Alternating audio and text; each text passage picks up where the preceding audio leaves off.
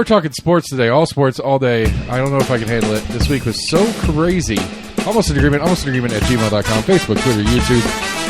Find us on your favorite podcast provider. While you're there, text it to your friends, share it with people, talk about it, tell things. I don't know. Like last week was one of my. I feel really good about the episode we did last week. I feel like we actually have got the time and energy to really dive deep into a particular subject that is of a particular importance. Spoiler alert: it passed. So we're going to deal with some of the repercussions of that in the near future. So anyway, Hollaroo is up May 15th, or May 17th, excuse me. Sign-ups are live. If you want to come race a derby car with us, you should sign up today. If you are a vendor that has cool wares, you can sign up to do that, or be a volunteer, or just save the date, May 17th. Come out, check it. It's a hella good time. Hollaroo, hella good time. I got something there. I'm going to work with that. Hella good time at Hollaroo. Anyway, May 17th, check it out.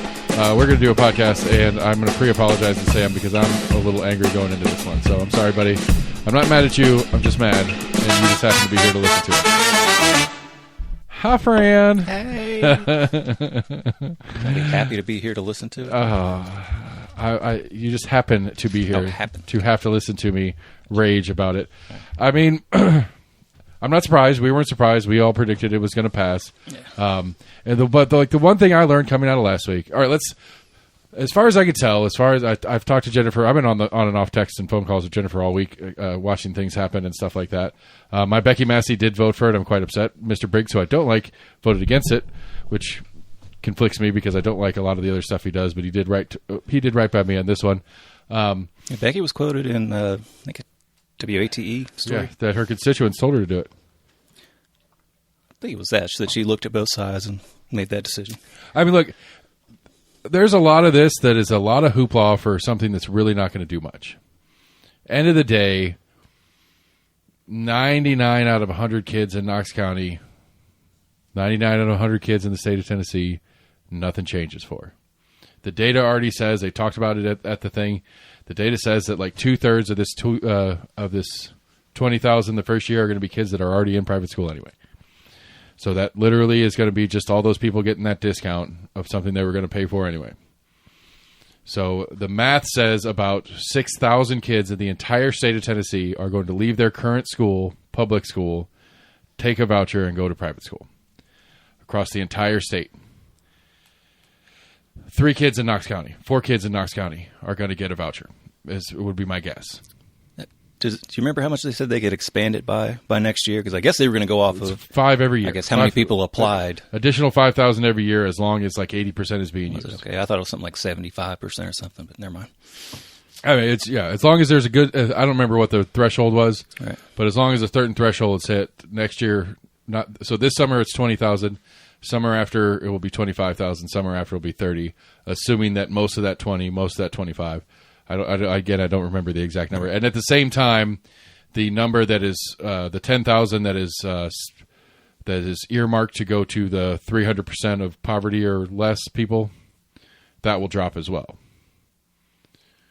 That completely drops after 2 years? A couple of years, yeah. I don't remember what the time frame for is it. I thought that was built in. No, okay. I mean, but basically, if all 10,000 get used up, they're gone for a while. Right. You know, like, because, like, number 1A, if you get a voucher, you'll get a voucher next year if you want it.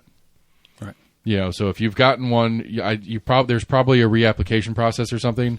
Right, but I think priority goes to existing. But, right, short of abusing something in the system, you're going to get your voucher again next year. Most likely, yeah. So if we get to that 10,000 threshold this year, that 10,000 is covered for the next good sum of years. I don't know how many. I mean, I hadn't really thought about that. Handful might be seniors or juniors and stuff like that. But so if they can get close to that threshold, then that part's out of the way. But there is something back in there where after a few years, the threshold will drop. And so the first 10,000 will be set aside. And then if they don't all get used the next year, the first 7,000 will get set aside until they all get eaten up. But they'll expand it to basically anybody who wants one, regardless of income level, can get one over however many cycles of years it happens. Couple of questions that I didn't get to ask Jennifer or other people in talking to it. How many private school students are in the state of Tennessee as we speak right now? More than 10,000? Yeah. So that first 10,000 is already covered in the above portion. Now, how many of the current private school students' family income hits the threshold where they could get that under 300% portion? Right.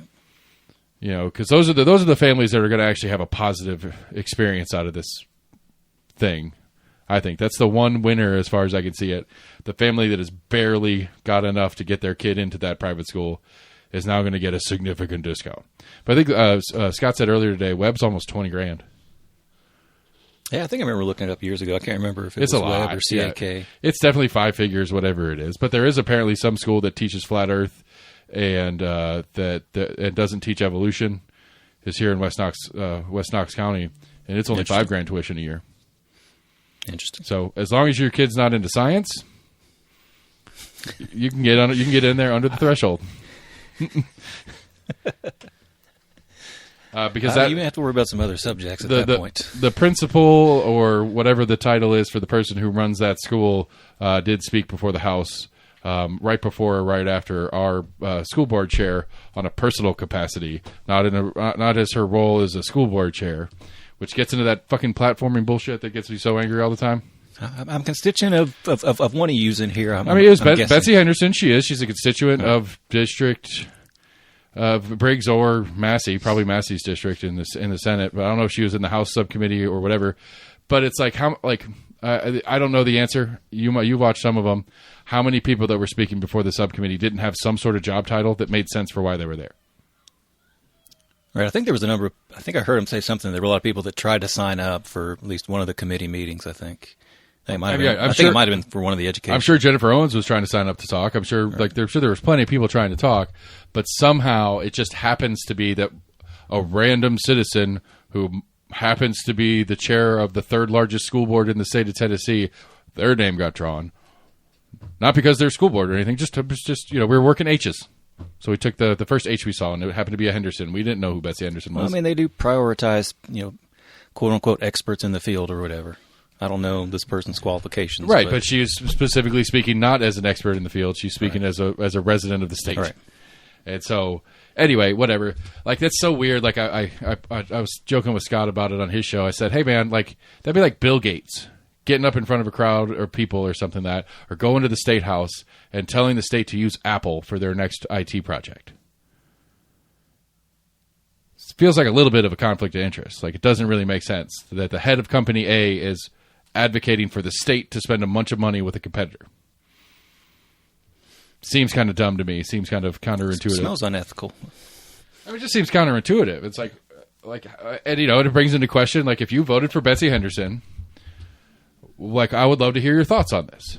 So the person you voted to help manage the school system for you is actively going out and advocating against the schools that you asked her to help run. It doesn't make any sense. Like, it's just illogical. It's not even ethics or anything like that. It's just, I can't think of a word for it because it's so crazy to me. I mean, that to me is crazier than Trump saying he's going to buy Greenland. How's that? It just doesn't make sense. Like, it seems ridiculous. Right. Now, is it possible? Obviously, we've had that argument a bunch of times on the Trump thing. I certainly believe that Betsy Henderson, as a constituent, as an individual, as a resident of the state of Tennessee, has a right to her opinion on the thing. But, I mean, come on. What are we talking about here? Right. Like, it seems weird. Whatever. Anyway, So the only major amendment, as far as I could tell, is this really fun little strong arm on the money for the teachers thing. Did you catch that? Yeah, I sent that to you. I said, Did you? Yeah. I've been talking to a lot of people all week on this, man. I'm sorry. It's okay. No, yeah, I think after you sent it to me, I was like, I think that was like you sent me. You were just like, have fun. I was like, all right, I'll read through it. And that's when I found one little. I think I took a screenshot of it, and I was like, I think I just found like a little caveat in here. To receive the 7,000, I think you're 2,000, right? Yeah, to receive the 2,000, you have to basically sign on saying that you support this legislation. Not that you do as a teacher, but the school board you work for does. Right, the school board has to send it. Right, which Knox County Schools is fine. They don't care. They weren't opposed to this. They basically want to participate in this gift sharing, whatever you want to call it. Right, which is basically just a way for the legislature to pass the buck when Elaine Davis, my rep, or Becky Massey, whom both voted in their respective houses to pass this thing, when they start getting heat about it, they can honestly, without technically lying, say the school board was on board with it. After the fact, I don't know if Knox County has. I think I just read today Anderson County Schools still voiced their opposition to it. Knox County hadn't. Yeah, I know there's a couple surrounding counties. And won't. Not officially. I mean, there's at least a few in East Tennessee that sent letters to the state. Right, we talked about it because a month and a half, 2 months ago, when the new school board got settled into their new, the newly elected school board members that went in this last year. Yeah, there's a couple. Was that when they were talking about drafting a letter? Well, no, every year in the fall, after elections, once the new body gets assembled and they elect their chair and do all that kind of stuff, one of the first things they do is they set their priority list for the state legislatures. And so I don't know if it's a fixed number or whatever, but they say, hey, state of Tennessee, Knox County schools are really like this. And up until just a couple years ago, it was always on Knox County Schools' official list to the legislators. Knox County Schools does not support and is asking you to not support vouchers. This year there was a big fight, it was a big argument at board meetings, at school board meetings, on whether they were going to include support for it or not. Gotcha. So official opposition was off the table. It was whether or not it was going to be on the list as support or just not on the list. And so, again, for this part, for the teacher part, Knox County school teachers, you're getting a check. Congratulations. But not TAs. If you want to spend it on weed-like products or alcohol, hit me up. I got you a hookup. You should probably get real high and feel better about yourself for taking that blood money. I'm curious if any teachers will refuse it out of principle. I wouldn't. I'd take it. I was about to say, I don't know if they really, I guess they could technically refuse it and just not, because I'm assuming it's in a check form. Actually, no, it's probably direct deposit. Probably, but the state, if you said no, thank you, the state would be like, okay, cool, we'll keep it. Yeah, true. I'm sure they wouldn't try too hard to make you take it. No. They're not going to sneak it into your purse or anything. That's what I was wondering I'm assuming a lot of teachers probably have direct deposit. They probably do. That's what I was wondering if maybe it would just go direct deposit. Yeah, I don't know. Either way, the Knox County school teachers, you will get it. No worries there. But that was just a sneaky little trick that the legislature did, because it basically gives them a little bit of if a constituent is mad about it, they can share the blame with teachers getting some extra pay. Well, it's not even extra. It's not even that. It's like your school board was on board with this. Your school board agreed with what we're doing. And, other than the 55 people in Knox County that actually understand that they were leveraged, that the state leveraged teacher bonuses. I mean, has to our force school them board to like it. Put out any statement on it? I haven't seen officially, no. Okay. So saying, if you're expecting fingers to be pointed at the school board, you're going to have to point to where the school board actually, was on board. Well, I don't know what the timeline is, because once it's officially signed by Lee, which I'm assuming it's right. There's no real. There's probably gotten done. Yeah, there's no fighting against it. Right. It'll probably be official come Monday. I'm sure Lee's probably already signed it, but the official this law is now real thing will take into effect Monday. Right. But it may not have. None of the stuff might kick in until July 1, which is the standard cycle for state law. And so the bonus checks and stuff may not come till late July, early August anyway. When the cutoff is for school boards to accept it, I don't know. It might have said it. I just didn't catch that part if it was in there. I think it did mention that there was a time frame, but I could be wrong.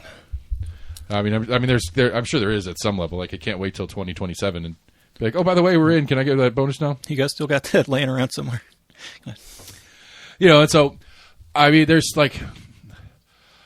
I've tried to be as open-minded about this whole thing as I can. I individually, and I've talked about this a bunch, and this is one of the things that I think really started mine and Jennifer's friendship as arguing buddies, is I've never been an obligatory opponent to vouchers. It's never been when the word voucher comes up, I automatically say no. Is that the right word of obligatory? Yeah, I think so. You're looking at me obligated. Yeah. It's never been automatic to me. Maybe I'll dumb down the word to make sure I'm using it right. It's never been automatic to me. You say voucher, I say, tell me about it. And a lot of anti-voucher people are, you say voucher, they say no. It doesn't matter what you do. It doesn't matter what you say. It doesn't matter how you put it together. My answer is no. And so a lot of anti-voucher people don't like people who aren't also out of automatic no's. And so Jennifer and I had to work through that for a while. We had to argue about it. And it's like, look, I'm not saying I'm for them either, but if you can present something that makes sense to me, I'm willing to listen. Mr. Lee presented something, and it doesn't make sense to me.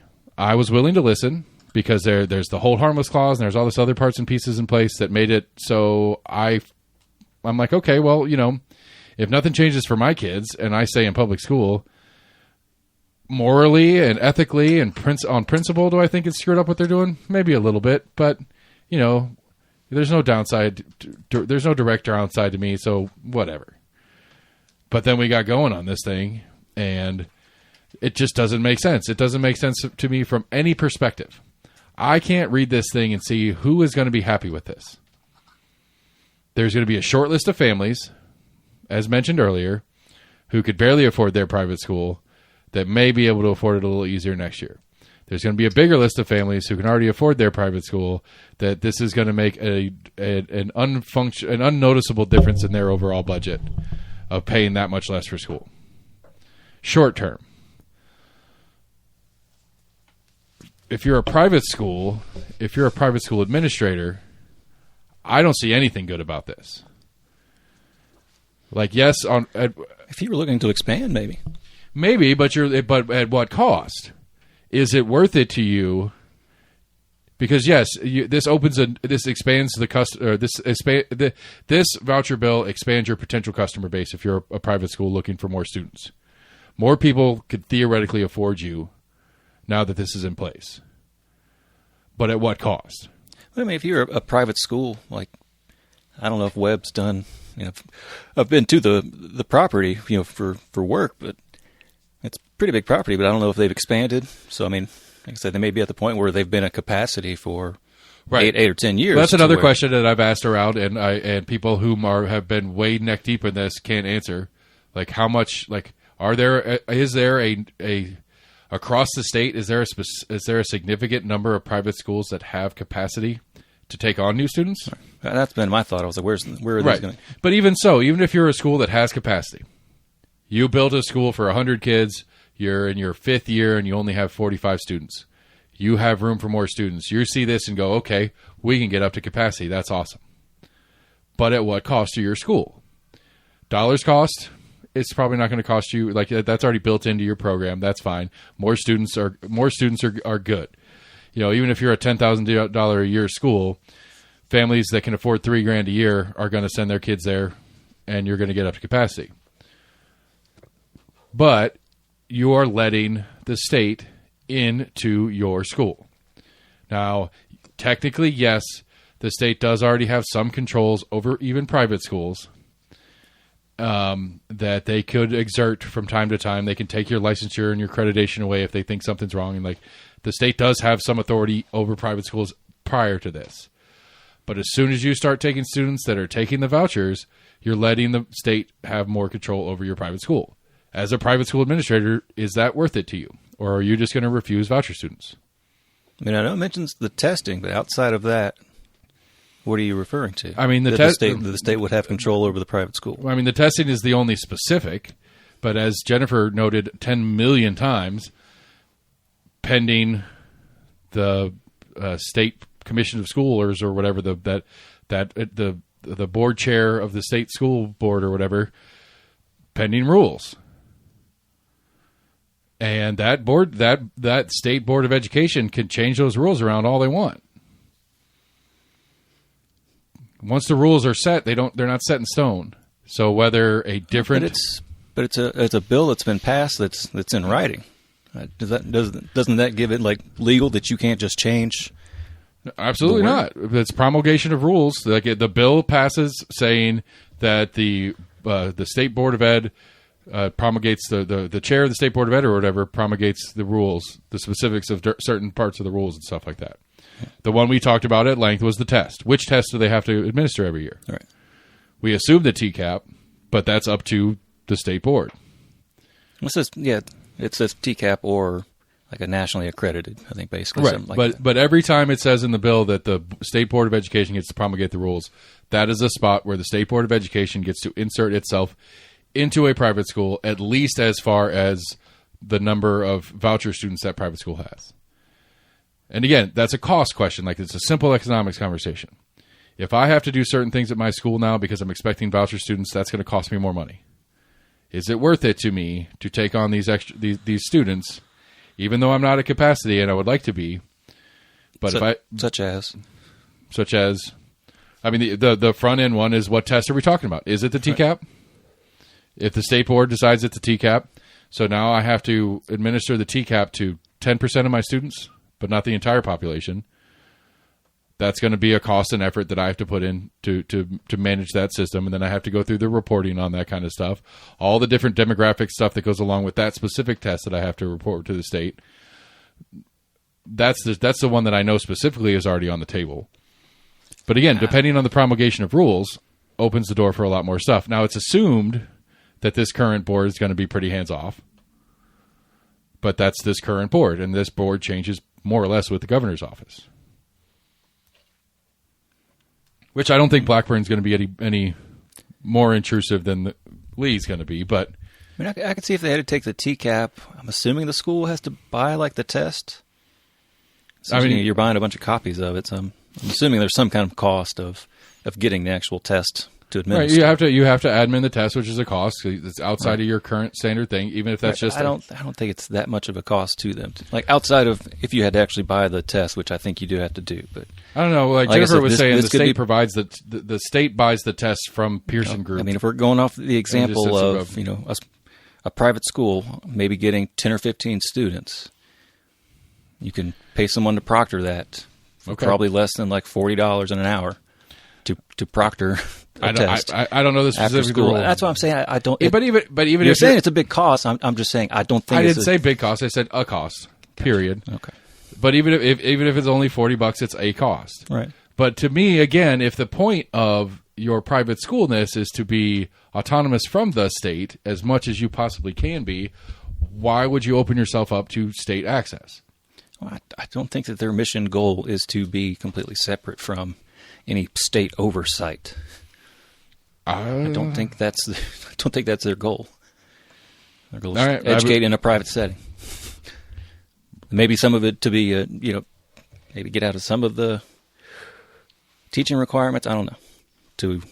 Some of it probably just started out of like religious schools. That's the number one A for most private schools that currently exist is the permission to use a lot of religious do specific religious studies as well as use religious studies as examples in other subjects. That would be probably the main focus one. I'm not saying there's not some private schools that may have that modus operandi, but right. I don't think that's in the to be fair, this is school administrators. This is certainly shaded by my personal view on it. I'm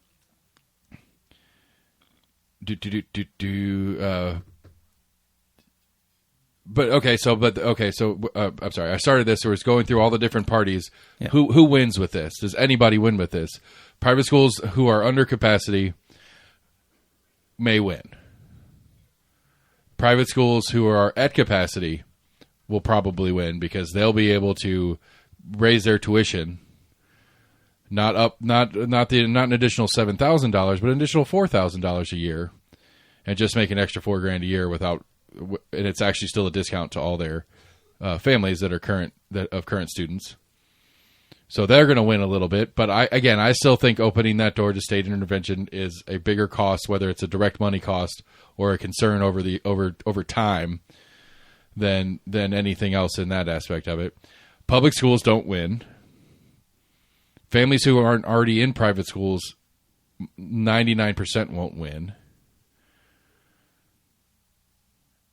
So there's private schools and like 1% of that perfect set of people who's right on the edge of being able to afford to send their kid to a private school. That's the only people I can see winning on this. Teachers aren't going to win on this. I doubt any new private schools are going to open up and be better for teachers Maybe it might be a little easier to be a teacher at a private school because you don't have all the documentation and crazy stuff that a public school teacher has to do. Documentation. I mean, there's just all their planning and documentation and all the different levels of administration that public schools have. You don't have... Like submitting lesson plans? I don't know. There's a lot of stuff. I hear teachers bitch all the time about how much fucking admin bullshit they have to deal with. They want to teach their kids. They don't want to do admin. Right. But they do admin all the time because everything has to have documentation for all this, that, and the other. Right. Johnny stubbed his toe. We got to write that down. I got to file that in triplicate to 2 different people. Keep a file in my office, and so on and so forth. And so maybe that'd be an easier place to be a teacher. I don't know a specific example. I just hear the complaint from teachers. What do you... Oh, wait, if you're... Sorry, never mind. I mean, that has been a complaint from teachers. Am I crazy? Have you not heard the similar complaints? No, I just didn't care for the example. Gross exaggeration, that was the only thing I was pushing back on. I'm sorry. Okay.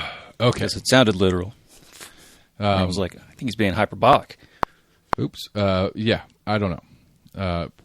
Not a literal example, no. But I've heard the complaint from my sister. I've heard the complaint from my cousin-in-law, my cousin's husband. Mm-hmm. He teaches. They both teach in South Carolina, and all he really was a coach. But he had to teach because coaches had to teach it in that district or whatever. Right. Not dissimilar to our head coach was the geography teacher or geometry. I'm sure part of it, it's kind of like, right. if you're an employee of the school, like, and they don't, right.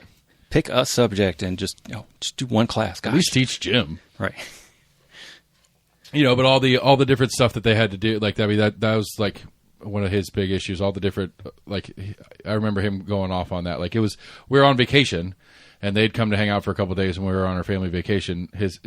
My cousin and her husband and their 2 kids, which is kind of cool. So the second cousins are all running around having a good time, and us old folks are talking about old folksy shit. And we start talking, like, my sister's a teacher, and my mom and her sister, who is this cousin's mom, were teachers when they were younger and all that kind of stuff.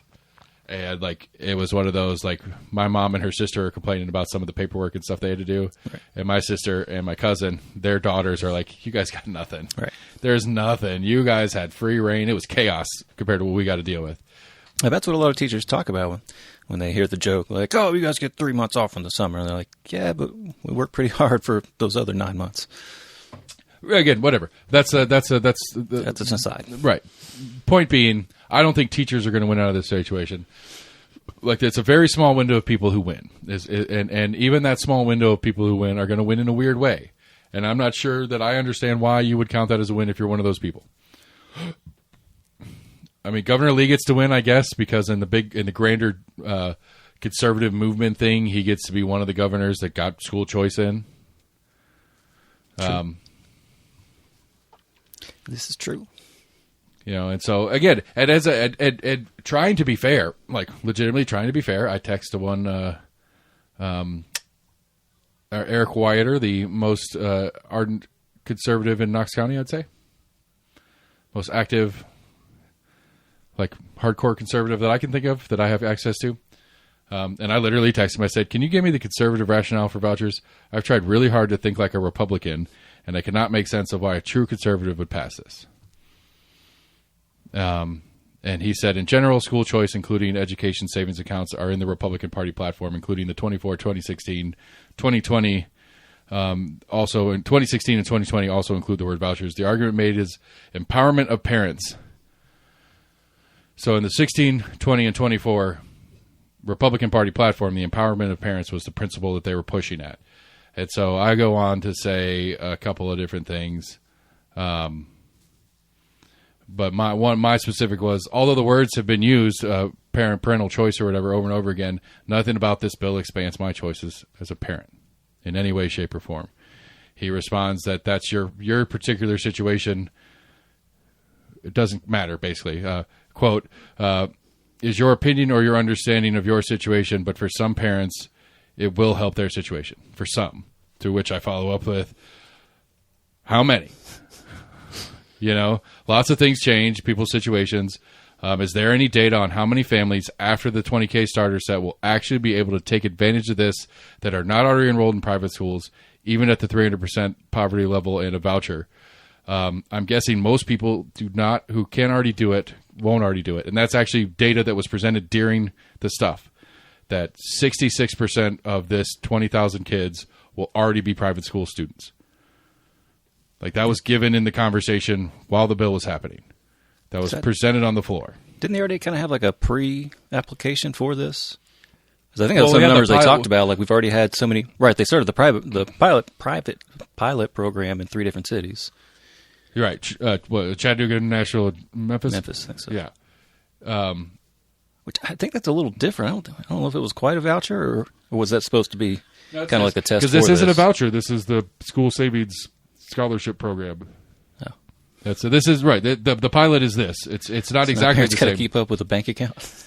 Well, that's the question, because we were talking about that on Scott's podcast today. Because you have this school here in West Knoxville that teaches flat Earth and that the world was made in 7 days kind of shit.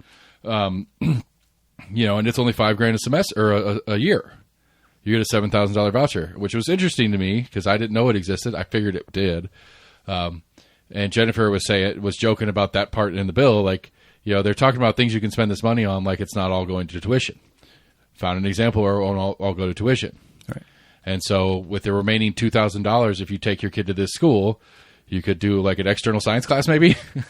maybe if you want to kind of round out the education a little bit, you could spend that money on private tutoring on actual science.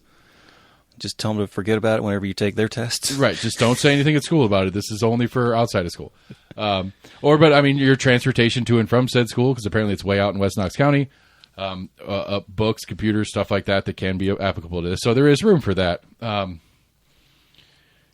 But anyway, I was going back and forth with Eric on it, and basically I got Eric to admit a couple things that I thought were interesting. This is why I like Eric, because he is so confident that he is right, that he will tell you he's right.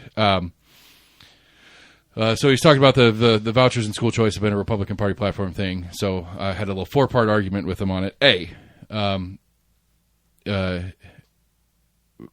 This voucher program is redistribution of wealth, which has been a constant thing from the right about the evils of the redistribution of wealth programs. That's why the right is constantly going after, what's it called in the federal level? Entitlement programs. That's why the true conservatives are the ones that are going after Social Security and Medicare and Medicaid and welfare programs. Yeah. Because they don't believe in the redistribution of wealth. Why are you taking something that somebody worked for and giving it to somebody who doesn't bother? That's been a conservative argument for years. So this voucher program is a redistribution of wealth. I don't know how that works as a conservative. That I always thought conservatives were against the redistribution of wealth. This version kicks the door open. We were already talking about that, for the state to inject itself into private schools. C, if the state commissioner allows true autonomy at their discretion, because that's what we were talking about earlier, our tax dollars are being used without oversight, which again, Republicans that is why Tim Burchett is a decent Republican, in my opinion. He will not permit the spending of tax dollars that he doesn't get to see. Like, that's his whole thing. He is a budget hawk. He doesn't like spending money, but if we have to spend the money, it better be right out here in front of us, and we can see why it's getting spent, and that it's getting spent in a useful way. He feels like it is his job as a Republican in the House of Representatives to make sure the federal government is spending money responsibly. That is a core Republican value, as far as I've heard, as far as I know. I've asked this question how many times on the show, what is a Republican? Right. That's one of the things that I know a Republican is supposed to be, or at least they say they are, constantly. But so C, if the state commission allows true autonomy, then it's tax dollars being spent without oversight. Is that something that Republicans are okay with? Not traditionally, but they're going to be this time. And I catch myself while I'm putting this out, and I understand that B and C are contradictory, because B was the one about this kicks the door in for the state to get into private schools. Mm-hmm. But one or the other has to be true. Either the state says, you're a private school, we're hands off. Just do your stupid test and we'll leave you alone. Then tax dollars are getting spent without oversight. I don't think that's not a Republican core value. Or the state now injects itself into the private school business, which is also not a Republican value.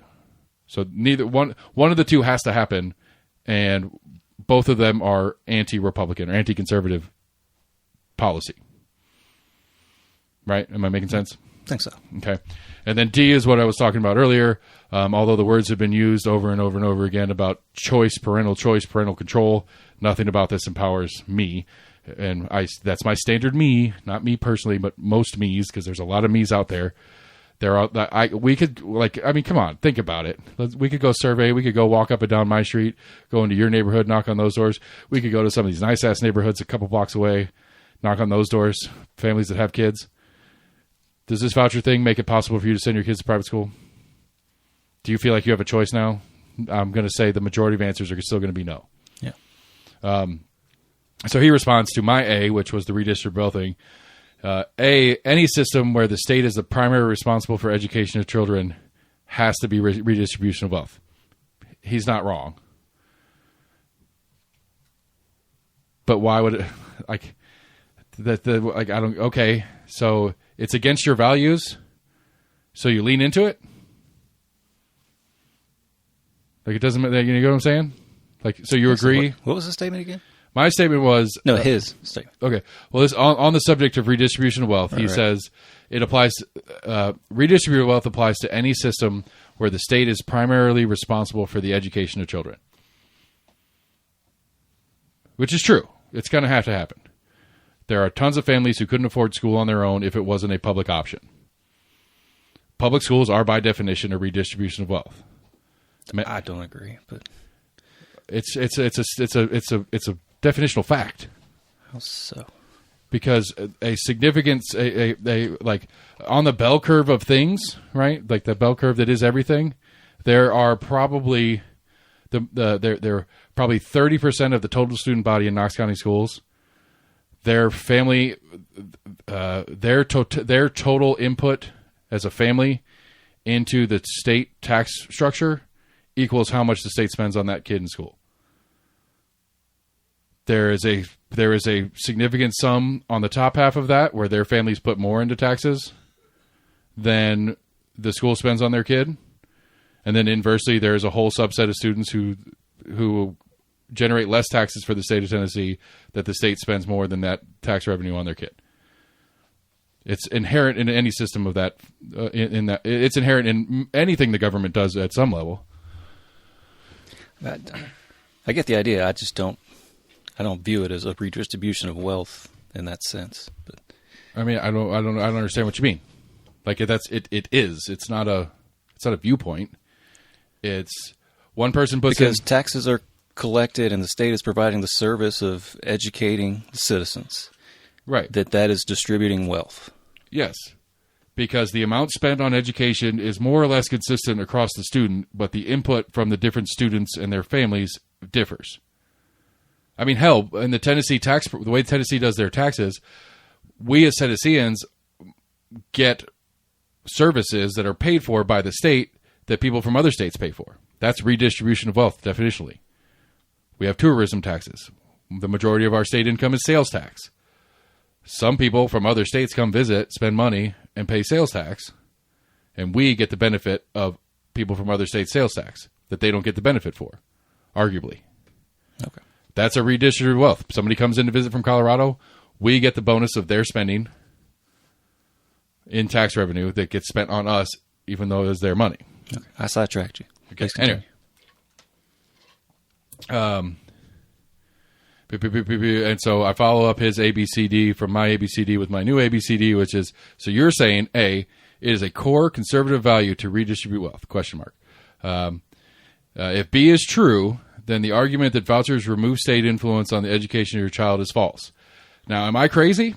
Because I feel like a lot of the advocacy for the voucher program was talking about getting the state out of the way, getting all the loony leftists that are teaching your kids crazy shit out.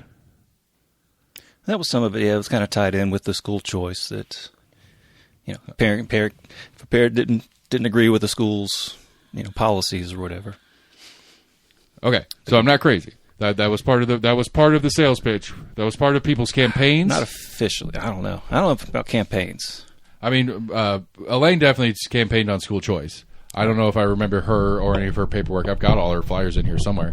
I don't remember if anything specifically said, I mean, even it's still implied. You know what's best for your children. We don't. That's all I'm saying. I don't think it was official. I think it was kind of tied along with it. Right, but I was just saying, like, even just in the phrasing, the way they did it is like, I mean, Governor Lee said it in his commercials, for lack of a better word for it. It's like, we believe that families know what's best for their kids more than we do. Like, that is a quote from Governor Lee's fucking commercial. I think you're right. Well, what is that saying? Like, that is literally saying, we believe that you know what's better for your family than I do. I am the governor of the state. I am the representative of the state. Therefore, we think that you know better than the state does on how to raise your kid. That is strongly implied in the statement, if not flat out said. And so, my point doesn't force you to go to school. Huh? You have the school choice. You have the choice to take your kid to a private school if you can afford it. I'm not. That's not at all. You're not wrong. I'm not arguing that point at all. My point is that in the lead up to this, right, inside the sales pitch was always some level of get the state out of schools. Right. Get government bureaucracy out of teaching your kids. You know better than we do. We're going to get out of your way and let you choose what's the best method for your kid, because it might not be us, because we're not that great at it. That was absolutely part of the pitch. It's kind of weird because you're pointing your finger right back at your state board of education, because that's who's setting right, most of the policies. Right. That and your parents are bitching about. And your legislature that passes bills like this one that affect schools. But yeah, you know, we need you to be able to choose something. Well, that's what other than what we created. We created something else to be another choice. Right. Well, that's one of the inherent lies in all of this. It's like, we are a supermajority in the state. We could do whatever the fuck we want. Obviously, we just passed a bad voucher bill. We could restructure the school system in a way that would work. But we're not going to do that. We're going to spend money that we kept telling you we didn't have on a whole new system over here. So the bold-faced lie of it pisses me off too. Obviously, that was my point on B. C, and this is me. I'm trying to be dramatic in this statement. Don't freak out on me. C, when and if a Democrat is elected governor and appoints a loony leftist to the head of the Department of Education, what happens then? Private school oversight in the hands of one of that person? Question mark. And then D, lots of things can change lots of people's situation. Is there any data? I already said this part on the out of pocket. And then this is where I think I really kind of hit my stride on the point I was trying to get to in being argumentative about it. But when the party of self-reliance and individual accountability shoehorns a giant bill through that doesn't expand that doesn't expand our people's self-reliance or accountability, I find it a little incongruent to what I understood the ideals of the party to be. Big sentence to basically say, you say you're about small government, you say you're about individual freedoms and individual responsibilities, yet you over and over and over again are doing things that are not congruent with that statement. We're going to create this new school system and create this commission to oversee this new school system. Right, because back on his argument against my B point of the state having influence over private schools, his argument was the state has influence over all private industry with regulations and rules and employment law and all that kind of stuff. So I said, P.S. on B, I'd be happy to have less state influence in private businesses as well. When a Republican introduces and passes a bill to add regulation and taxes, I get really confused and think that maybe conservatives don't actually believe in self-reliance and individual accountability. It's just something they say on the campaign trail because it gets them elected. Which he responds back, A, your ideal is the conservative value. All right, so let's go back a second and make sure what we're talking about. A was the point about the redistribution of wealth.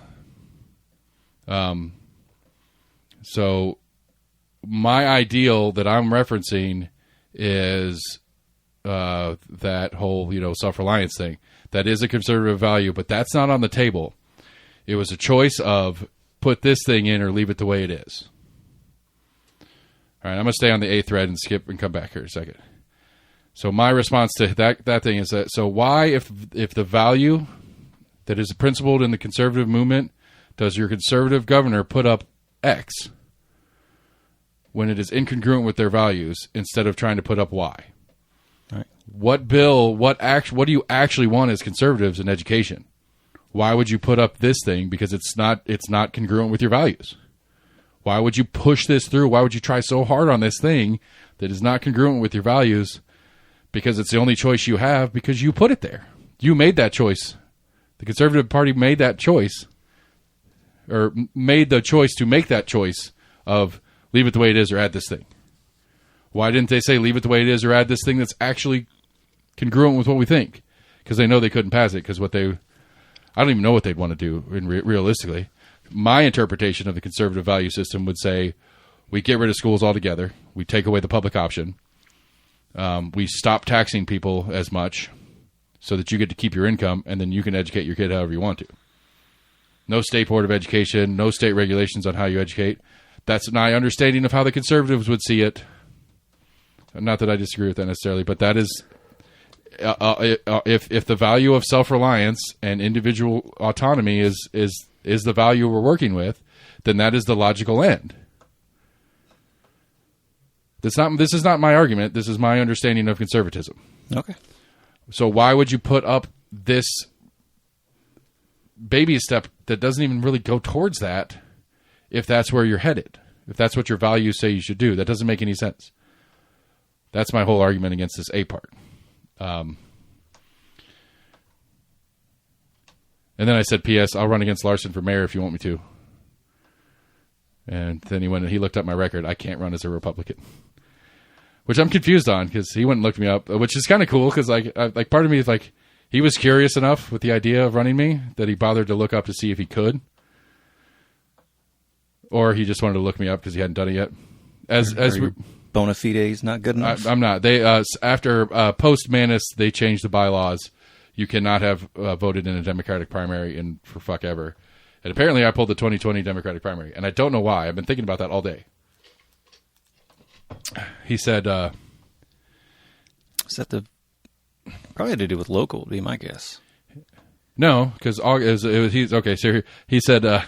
He said, you ain't a Republican. I said, P.S., I'm not a Democrat. And he says, you ain't a Republican either. A change to the state bylaws in 2024 disqualifies you to run as a Republican in Tennessee for any office because you voted in the Democratic primary. I know that's him being a dick. In August 2020. So the primary in August 2020, for me, if I'm remembering correctly, that would have been, that was Becky Massey unopposed in the Republican primary versus Jane George in the Democratic primary, unopposed. And then the House 18 race was the Manus Oster year.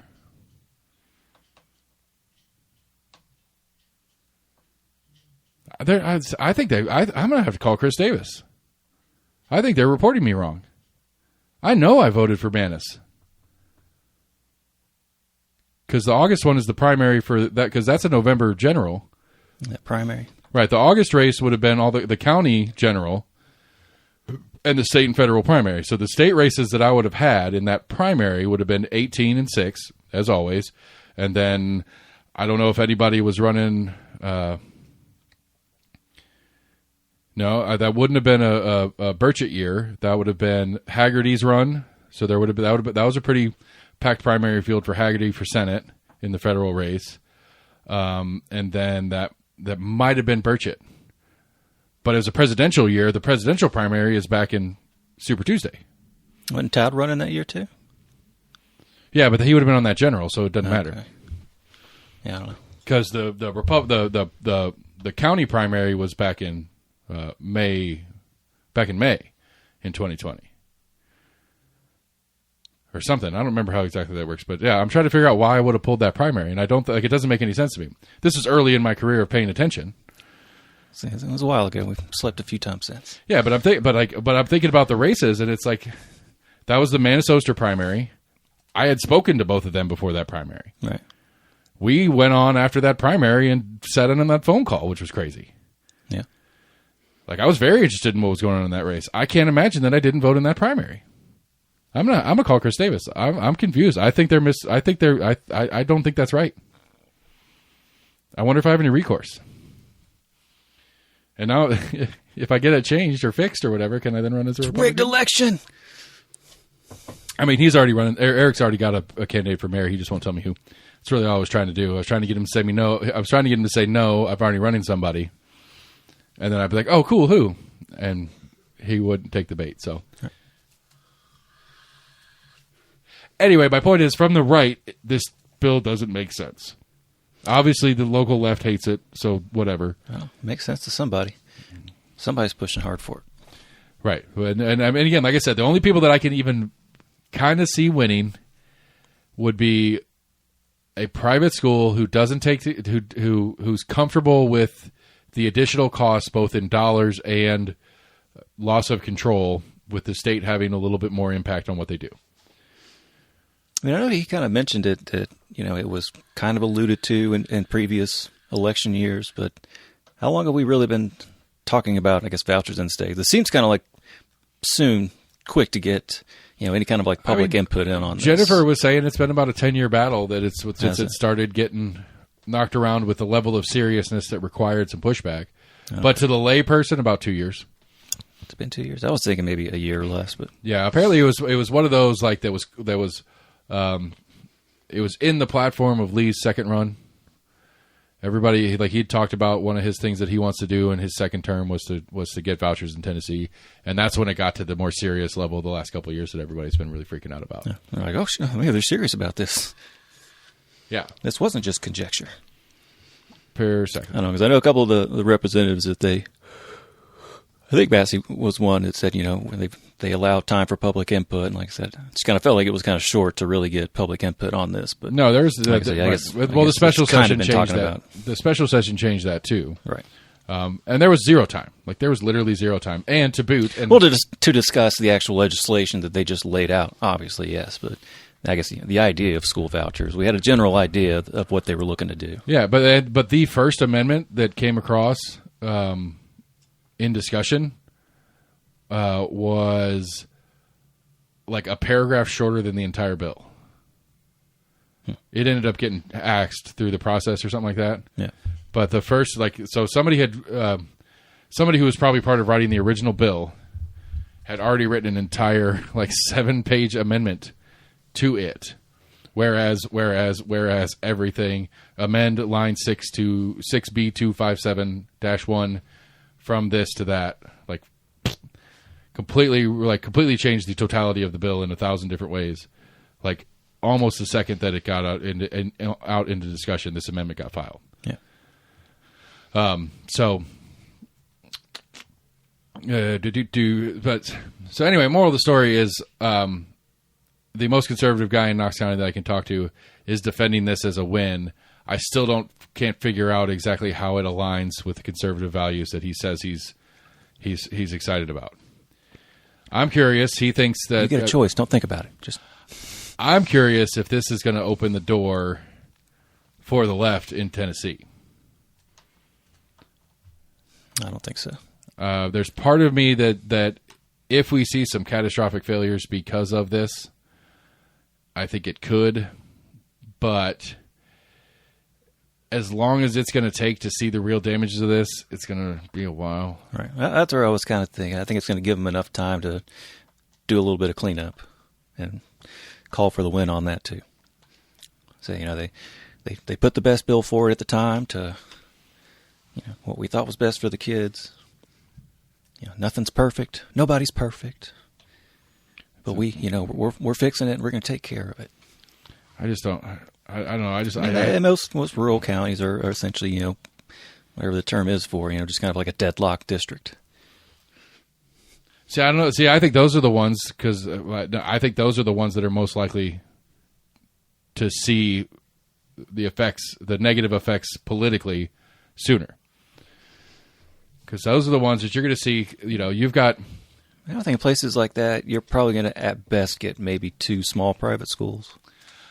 Yeah, but those are the ones that you get 2 small private schools against the single high school you have in the entire district, and 20% of your high school is gone, and the funding that won't change for a couple of years starts really changing, right. And your high school doesn't have enough students for the size of the school, and you can't literally maintain it anymore because you don't get enough money from the state because you don't have enough students in it anymore. That's going to show up real quick in those counties if the private school comes along. If not, if there's no option, which again, obviously you're not giving choice to parents if there is no choice. But Those are the. I think enough people in a small rural county would be complacent enough with getting like one private school in there. I think it would make enough of the people that were wanting a choice. I don't know. We'll see. Because to me, the reason that those rural counties were the ones that they had to strong arm and make the whole thing with the emergency relief as part of the thing.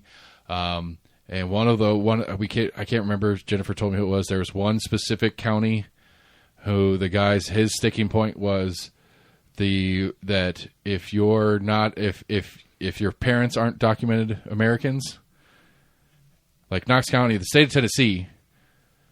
If you are a child living in the state of Tennessee, you are allowed to go to public schools. It doesn't matter your immigration status or your parents' immigration status.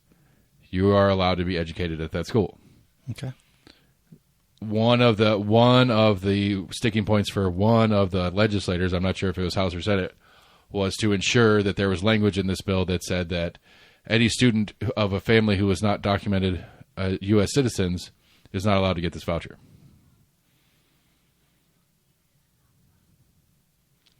I thought there was something in the immigration bill also that had to do with like anyone applying for public schools had to give immigration status, basically.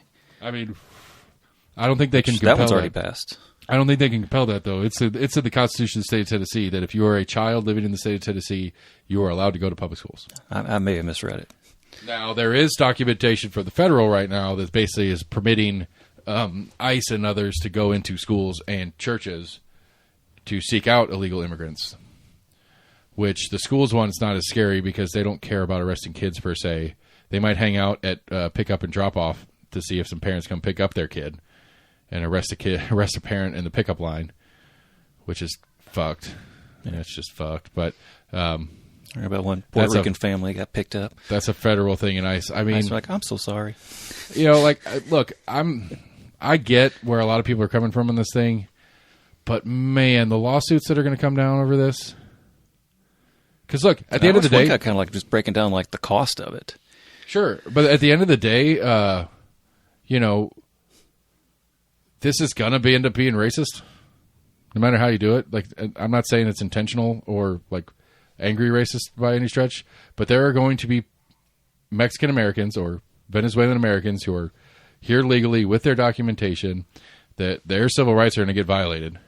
Yeah, apparently this Puerto Rican family that they got at least detained for a little while. The reason they were detained because they were overheard speaking Spanish. Yeah, that's racist as fuck, and that I should get sued as shit for that. Like, that's crazy. I like to answer the phone when I think it's a spam call in Spanish. My Spanish sucks, but if I'm I do it wherever I'm at. Like, it's funny. I'll be sitting at the bar talking to my employees or something like that, and I get a call and it says likely spam or whatever. Hola, ¿qué pasa? So some ICE agent hears that and arrests me. Moshi. Yeah, I mean, whatever. But I'm just saying, like, it's like, like. I would sue the shit out of the federal government if they arrested me because I said something in Spanish and they assumed I was illegal for it. Right. I mean, that is a violation of my civil rights as a U.S. citizen. For most people, they're not going to be able to afford a lawyer. That's a hard to go after. Ooh, there's lots of lawyers. Because that's a civil suit of that nature. The lawyer gets paid by the payout. The lawyer doesn't get paid by the client.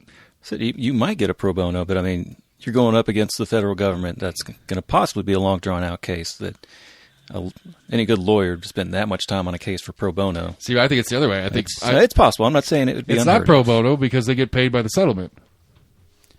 That's how most lawsuits of that nature work.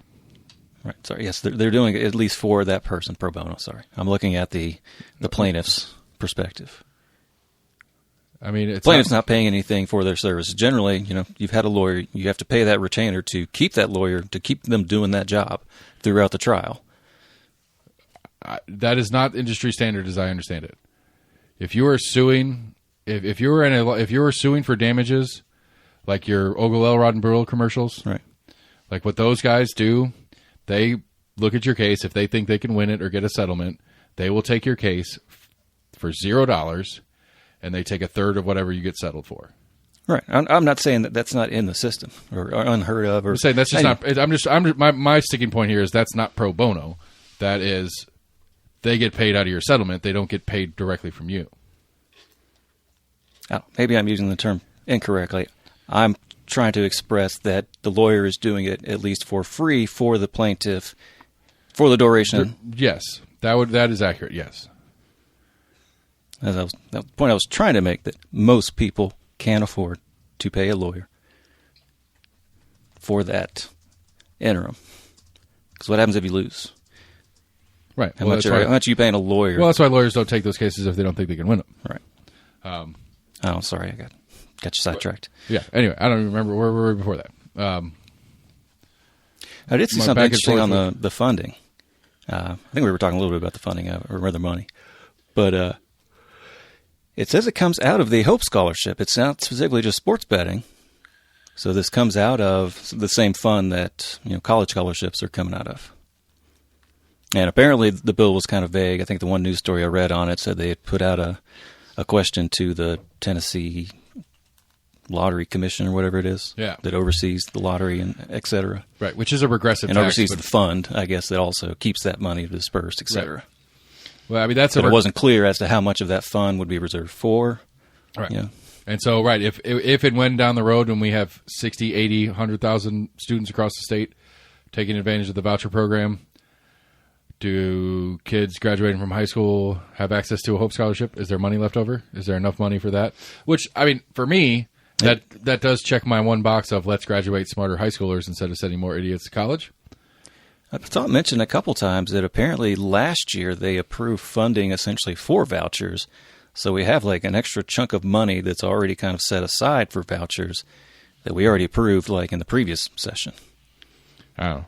Just weird. It's kind of like gave us a heads up or gave us a little leg up and a chunk of change. Yeah, I don't know how all that's going to strike down. I'd like again. I also like on a moral level. I think that's part of the redistribution of wealth thing that's extra disgusting to me. Because what it is, it's a redistribution up. This is taking money from low income people and giving it to higher income people. That is what this program is going to do over time. That is not something you would generally ever hear me bitch about. But the more like the sports betting tax and the lottery specifically are two programs that the majority of the people whom are paying into those programs and gambling or playing the lottery or whatever are lower income people. And so the majority of the funding, so literally the poorest people in the state are paying for the richest people in the state kids to go to private school. Is how this is going to shake down over time. Not how that's how it's designed to shake down over time. It's not even. But you have fun playing the game, right? Look, I mean, I like gambling. Don't get me wrong. I like gambling a lot. I'm also under that 300% poverty thing number, so I would qualify as the low income if I wanted to try to get my kids vouchers. Yeah. But I also. I may or may not still gamble with my black market bookie instead of through one of these online sites. I might just to help support schools move over to to DraftKings or something like that. Just because I want to support education with my gambling habits. But that to me is another thing that's just super weird. It's like literally our excuse for why we're going to tax this thing more than we tax other things is because we think it's bad and we don't want you to do it. Please play responsibly. Please play because we need you to do it to afford this crazy fucking giant program we put together. Like lottery ads piss me off. Like that really hurts my feelings. Oh, like the Christmas ones. Like Santa's like sneaking up and dropping lottery tickets down the chimney and leaving them in the doorstep and putting them in people's mailboxes and stuff. There was one that just like ran into like some young single mother waitress and he wins a scratch off and like gives it to her. Yeah. Some young teenager working at a late night at a gas station on Christmas Eve and guy wins a scratcher and gives it to the kid. Right. And it's just like it's right. They're selling it like that is gross to me because they're selling it as like I don't even know how to describe what they're selling it as, but it's just nasty. And what they, I don't know if it's one of those things where it's just like, well, if people are going to do it, we might as well profit off of it. I don't know. I agree with that. Like, I agree that's why we brought the lottery in the first place. I don't disagree with that, but I don't know. Let's put it in the general fund, or if we want to do education with it again, that's the argument I said when we put the lottery in the first place. Let's even when we were in high school and I was an idiot. more of an idiot than I am now. I'm still an idiot now. Don't get me wrong. The complaints of there is not enough funding for schools has been around for as long as I've existed with ears on my head. That's always been a complaint among public schools. We don't have the funding we need. We're getting less funding than we need. We need more money. I mean, for fuck's sake, there's a fundraiser every 35 seconds at every school that I've ever had a kid in. I mean, there's the big major fundraiser every year, and then there's a bunch of little ones. Part of that because there's only so much that the school can do with the funds that the state gives them. Okay, yeah, and then there's so much that the county allocates to the individual schools, and the schools right. I mean, you mentioned it like the sign. I wouldn't, for whatever reason, a lot of schools are getting LED signs. I think it's a waste of money. But hey, look, until this year, Knox County schools did not build a playground for a Knox County school. All the elementary schools in Knox County that have playgrounds because their PTOs and their whatever foundations raised the money and built it for them. That's fucking stupid. How about we take Jimmy's $10,000 he spent on scratchers this year and buy a fucking playground for his kids instead of me having to pay for it as a parent? I mean, in that situation, I don't know if the schools were just prioritizing other things like, updating the bathrooms because pipes were constantly leaking. Or getting books for their classrooms. Right. Or I don't know if that was just a prioritization. Chairs and chalkboards. We can either get a nice new playground or we have a playground that's, functional. It's not as fun as it could be at state of the art. But the assumption is, and this is an assumption, but the assumption is you prioritize your spending, and there was never enough left to do anything in the playground. Right, that's what I was kind of trying to say. I'm assuming it was probably that most of the time. And the other side of it is that not funds that don't come from the school district cannot be spent in the classrooms on books and materials and renovations to the actual building and stuff like that by rule. That's where some of this Hope Scholarship money goes to, where it talks about in the voucher bill. The distressed county thing? No, not the distressed counties, but as far as like maintenance, and I think it talks about building, like for I guess building new buildings. Or renovating. So buildings. If your building's bad enough, you can apply to the state, and they will take Hope Scholarship money to help you build a new school or fix your school that's falling apart. I believe, more or less. I believe that's what I read in part of it. Right. Like why? But why? The question is, why hasn't it been that way since 2021? 2000, 2001. I think that was the distressed areas where, like you said, I think they have to apply for it basically. Right. But why? But that's my point. It's like why hasn't the Hope Scholarship been going into public schools for 25 years now?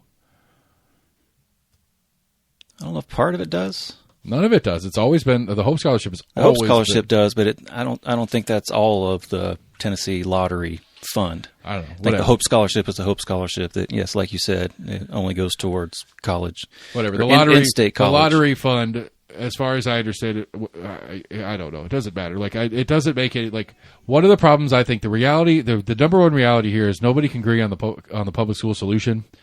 And that's part of where you get the win for private schools in a voucher bill like this. Because I've asked the question, I've asked it to Jennifer, I've asked it to a dozen other people. What do we need to get public schools to where you think they should be? And I can never get an answer to that question. Are you expecting a simple answer? Yeah, I think it is a simple answer. How so? I think if the complaint is always we need more money, then how many? How many more dollars do you need to get to that more money level that you're requesting? But it's not. I don't think it's just a dollar thing. But I'm just saying, if the complaint is more money, then you should have an answer. The other question would be, how much money do you need to run a school system the way you think you should? Like, what does a school system need to run the way you think it should? How much money is that? I understand they should be able to put a figure on it. I'm with you on that. I'm just saying it's a complicated issue when you're talking about just educating a child. Agreed. It's not just as simple as if we gave you $10,000 more, you're going to be able to give them with straight A's all through the school, right? Well, that's another issue. I don't think kids get straight A's anyway. But maybe, I don't know. Like again, that's the other part being problematic is how do you metrics winning? I get that, but I don't know. Like if if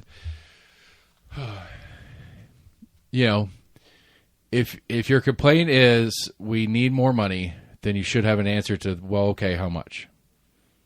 I think for me, funding is just a place to start.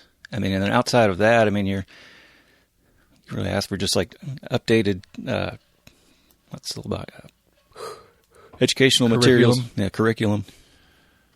Like physical materials, or you're talking about the actual, like what's in the curriculum? Both. Money. Right. Those are added costs. Right. But I think for a lot of school systems, back when they used to give us out textbooks at the beginning of every year, I think a lot of times they would use that same textbook for at least 3 or 4 years before they would buy geography, all new textbooks. Until this year, the geography book hasn't changed in 30 years. Now we got to get all new geography books so we can get that Gulf of America corrected. Right. And the United States of Greenland, or whatever it's going to be called once this is all said and done. Yeah, Pearson's going to make some money on this. Panama. And right. I can't remember some of the other, Macmillan or something. I think it's one of the other big bookmaking companies. Well, I guess we have to change, I guess at some point McKinley changed to Denali, and now we're changing Denali back to McKinley. Did they rescind that? I don't know. That's one of the Trump's things. Oh, yeah, sorry. Yeah, he did sign that. Yeah, so whatever. Anyway, point being, I think all the complaints boil down to money. Now, how much money each of the corrections would be. The only other complaint really is we need the state to stop passing superfluous regulations and added this, that, and the other. As far as like, how do we get the state to stop, doing this weird book ban that was very unclear and not really understandable from the legal standpoint of it as far as the law written, but then the state board gets to define it and everything changes. So that's a thing that could get that isn't a cost per se to fix schools. But again, that's the question. Like I think that's a cost. Somebody is administering it, trying to make those lists. Sure, compiling those lists. But my point is the complaint is that those things are happening. Those bills are getting passed. That's not a cost. Don't stop passing bills like that. Rescind some of these bills that are adding costs. But I think there's been enough stuff for long enough that the people who advocate for public schools, who say we could fix public schools, that public schools are the right answer, should be able to have a program on breaking down what they need to get public schools to where they, quote, should be. And I've never heard anybody who advocates for public schools have an answer to those questions. And it's like, well, then you're not working hard enough on what you're trying to do here then. Because if you want to advocate for it, I'm with you. That's cool. I think public schools are important. What do you need to get public schools to where you think they should be? More money. How much? More teachers. How more books. What kind? Like it's been long enough that these complaints have been a thing that somebody should have built a structure to the answer to those questions by now. Well, over years, Knox County has struggled with student-to-teacher ratios. So I think that's one key thing, especially when they're asking for money, but the state's only going to give you so much. Like, okay, cool, we were able to hire 2 more teachers to spread out across however many schools we have in Knox County. Right, but again, that's another one. That's another one that's like how do we get and maintain, how do we hire and retain good teachers? Right. Money is part of that, but other parts of that are structural stuff where, like, are there systems in place to make their job easier or to get them access to the things they need? Do they have supports in place for certain issues here and there? Some of those things are money. Some of those things are literally just policy and structure.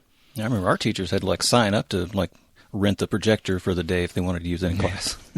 Back in my day, had to wheel it in on a cart. We had the overheads. Yeah. I mean, I remember a Laserdisc player was really cool. We had one here. Yeah, I remember those. That is one of the things that school systems do a lot that maybe they shouldn't. Like, I like it. They jump on new technology, but every once in a while, you jump on the miss. I remember the first time I saw that React board, I think it's called, yeah. That was 10 years ago almost. And I was like, wait, it projects it on the screen, but I can touch this thing on the wall? What the hell is this? It's magic. Magic. Wicca. I'm not sure Jennifer's on board with my blood sacrifice Fridays at my private school that we're going to start. Yeah, you tried.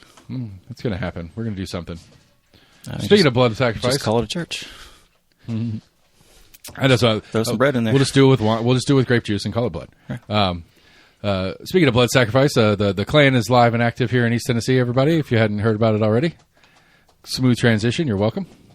I don't know. Whatever. I've only seen. I've heard there's been 2 flyers rolling around. I've only actually gotten to see one. I still can't remember when a friend was like, I don't think they're around anymore, are they?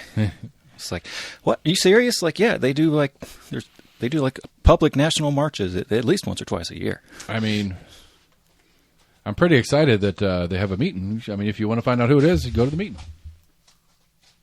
Saturday, February 15th. The Tri-State.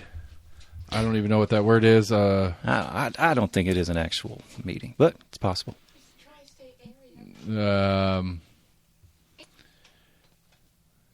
You can send mail to a box office in Maysville, Kentucky. They don't say where their event's taking place. Because we knew that one guy that tried to go to one, and he showed up and was like, nobody was there.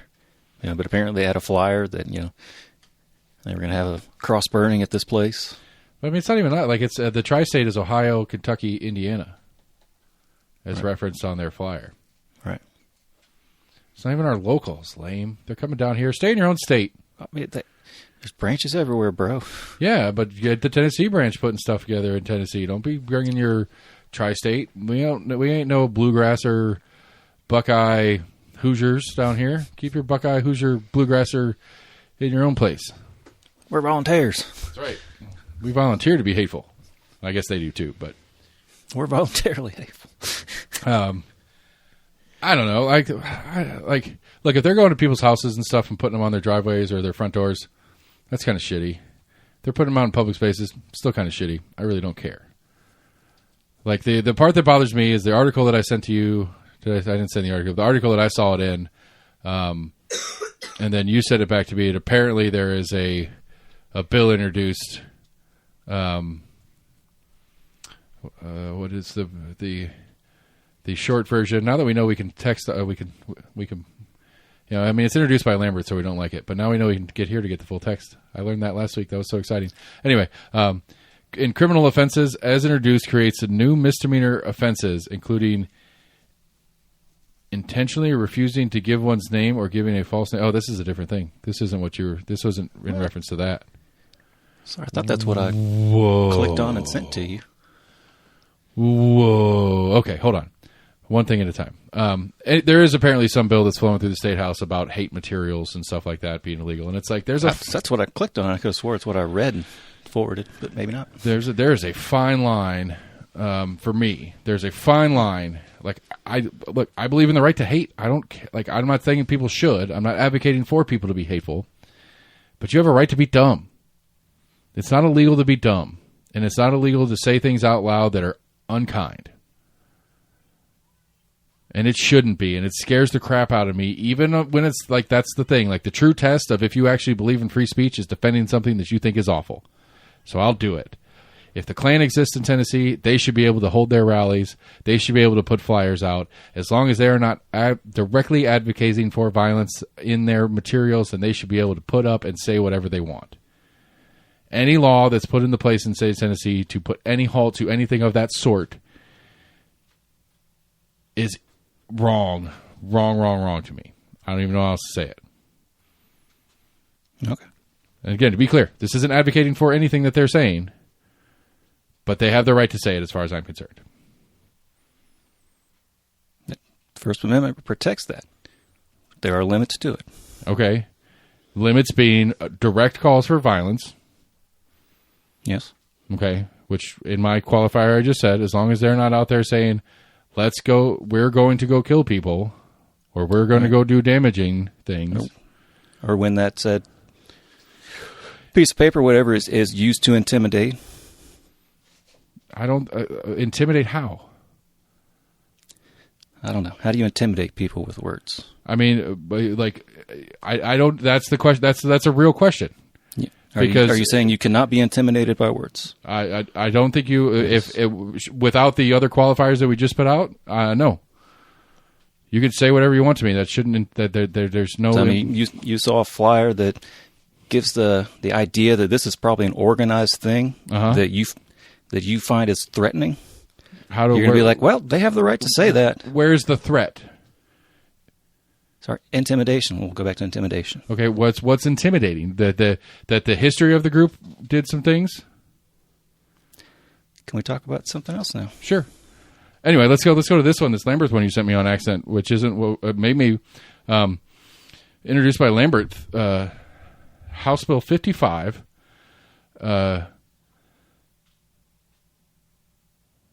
Tennessee Code 8 annotated is adding the following subdivision: litters or trespassers upon any real or proper personal property of another person with the intent to unlawfully intimidate another from free exercise or enjoyment of any right or privilege secured by the Constitution or laws of the state of Tennessee. Litters? Is litters in reference to papers? Is that what they're talking about? Yeah, I think it's also kind of, I guess, adding that into it. If you were just, because I think in some of these, litters apparently a pickup truck was just going around throwing flyers everywhere. I mean, that's littering. Yeah, that's unlawful. Right. Litters or trespasses upon any real or personal property of another person with the intent to unlawfully intimidate another because that other exercised any right or privilege occurred. Litter means place, drops, or throws garbage, refuse, rubbers. Okay, so it's litter, like literally litter. Yeah. Okay, Section 4, Tennessee Code 8, Title 39, Chapter 16, Part 6, is amended by adding the following new section. A law enforcement officer may ask a person to identify themselves if the officer has reasonable suspicion to believe the person has violated or is violating a state law or local ordinance. 2, pursuant to the law enforcement officer's reasonable suspicion, the officer may ask the suspect to provide their name verbally or to otherwise provide the suspect name by any other means. Sorry, go ahead. C, a person commits an offense who intentionally refuses to give the person's name to law enforcement officers who has lawfully detained or arrested the person and requested the information. A person commits an offense who intentionally gives a false or fictitious name to law enforcement who has lawfully detained or arrested said person. E, a violation of subsection C or D is a Class C misdemeanor, so it's already illegal to do C or D. If you are arrested, you have to give them your real name. F, a person's failure to or inability to produce a physical form of identification or driver's license to a police or peace officer requesting identification is not a violation of C or D if the person attempts to otherwise comply. So if I don't have my ID, but I'm willing to tell you my real name, it's not a crime. Right. Yeah, I've been meaning to look it up. I've seen a lot of videos where some states have a failure to identify law on the books. I always wonder if that's something we had here. Oh, I've got feelings on it. All right, so Section 5, a person commits an offense who intentionally approaches within 25 feet a law enforcement officer who is lawfully engaged in the execution of their duties. The officer has ordered the person to stop approaching to a retreat. Yeah, I've seen some other states that have if done you're doing that. if the cop's doing something and you're like, hey, what's going on over here? And he says, go away, and you don't, you're committing a crime now? Yeah, you're essentially interfering with it is an official investigation. It is an affirmative defense to a violation of subsection A that the lawful order was not received or understood by the person and was not capable of being received or understood under the conditions or circumstances. So you can tell me not to come any closer, but if I don't understand or hear it, I can argue that that's why I did it anyway after you arrest me for it, okay? It's more going after, it's become a fad where there's a lot of people that see somebody pulled over and people pull out their cell phones and want to stand 5 feet away and film them. I mean, nobody in the situation has a right to her privacy, so... They just ask them to back up 25 feet. They're not saying they can't film. They're saying, hey, you're 5 feet from me. I'm trying to talk to this guy and give him a warning for speeding, and you're making this a longer process. It's like, hey, man, you can film, just please go 25 feet away from me. That's all it is. I don't like you standing over. I don't know you. Especially, you just pulled somebody over. You have somebody else that just walks up onto the scene. You don't know what's going on. You're like, hey, let me deal with this guy first, and I'll come talk to you if you need to come talk to me. All right, so Section 6, amended by adding the following new section. A person commits an offense who, on the streets of any municipality, roads of any county, or highways of this state, transports another in the cargo area of a box truck. Am I understanding that right? We couldn't rent a U-Haul and I could put a couch in the back and you couldn't ride in it? I think that's always been kind of a gray area of you're not supposed to. Like U-Haul kind of it's don't do that. A violation is a Class B misdemeanor, As used, box truck means a moving van or other vehicle that is manufactured with an enclosed cargo area that is connected to the passenger area with a one-piece design or attached to the chassis with two-piece construction. Let me get cotton, then I'll raid. Volume, bro. Sorry. 7, it is an offense to place a sign, signal, or marking over a highway or to affix or attach a sign, signal, or marking to a bridge, overpass, or tunnel without written authorization. That's fine. You can protect public property as like private property. That makes sense to me. I assumed that was already a thing, though. Like, I can't go put... Like, it's technically... I assumed it was illegal for me to put my yard sale sign over the stop sign on the end of my street. Oh, does this sound like it's all new? I mean, it's amending it by adding this... That's what I'm saying. Like, I wonder if it's just... If it has to restate something that was already in there. It essentially just has to include it in it. Maybe. This might be one of those cleanup bills that we're talking about. No, I'm wondering if it's, the bill already had A, B, C, and D, and they're pretty much changing A and B, and C stays the same. C was already in there. They're pretty much just copying and pasting from existing legislation. Section 8. Now, this one I'll have to go back and read the official because there's a lot of implied in what I'm about to say here. That's where I got lost in some of the education, because it was like it amends subsection blah blah blah. Right, which means you have to go back and read what that is and then replace what they're amending it to. Right. So Section 8, Tennessee Code Annotated, Section 47-118C, is amended by adding the following new subdivision. The peace officer has probable cause to believe the person committed an offense, regardless of whether the officer was committed in the peace officer's regardless of whether the offense was committed in the peace officer's presence. I'm not sure what this is in reference to. It would make a difference in understanding this on what we're referring to here. But that says to me that a cop can think you did it, didn't see it, has no proof that you did it in the current situation, but they can have probable cause that you did it. Right. I mean, that could very well be where it was like a he said, she said situation where police are called out by the alleged victim. The victim tells them, like, hey, that guy over there, or a guy in a red shirt. So they go talk to that person.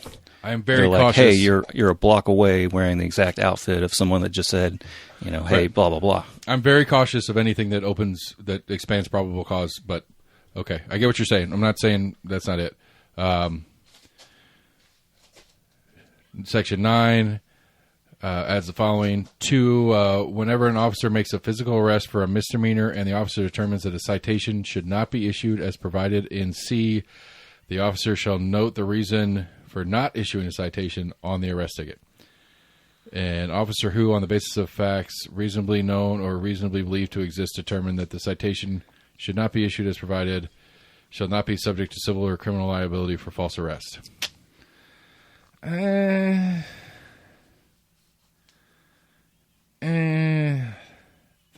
don't like that phrase. Again, not knowing exactly what the original part it's adjusting to. Right. So you arrest me. Okay, going with your example, I'm wearing the T-shirt, and I match the build and general facts of a person of interest, and you detain me, and I've committed no crime. That's not even accurate to the example of this. Hold on a second. I mean, you arrest me. This isn't just a detain for questioning. This is you physically arrested me for a misdemeanor and determined that I didn't commit the misdemeanor and release me. I have no recourse for that false arrest. Am I crazy?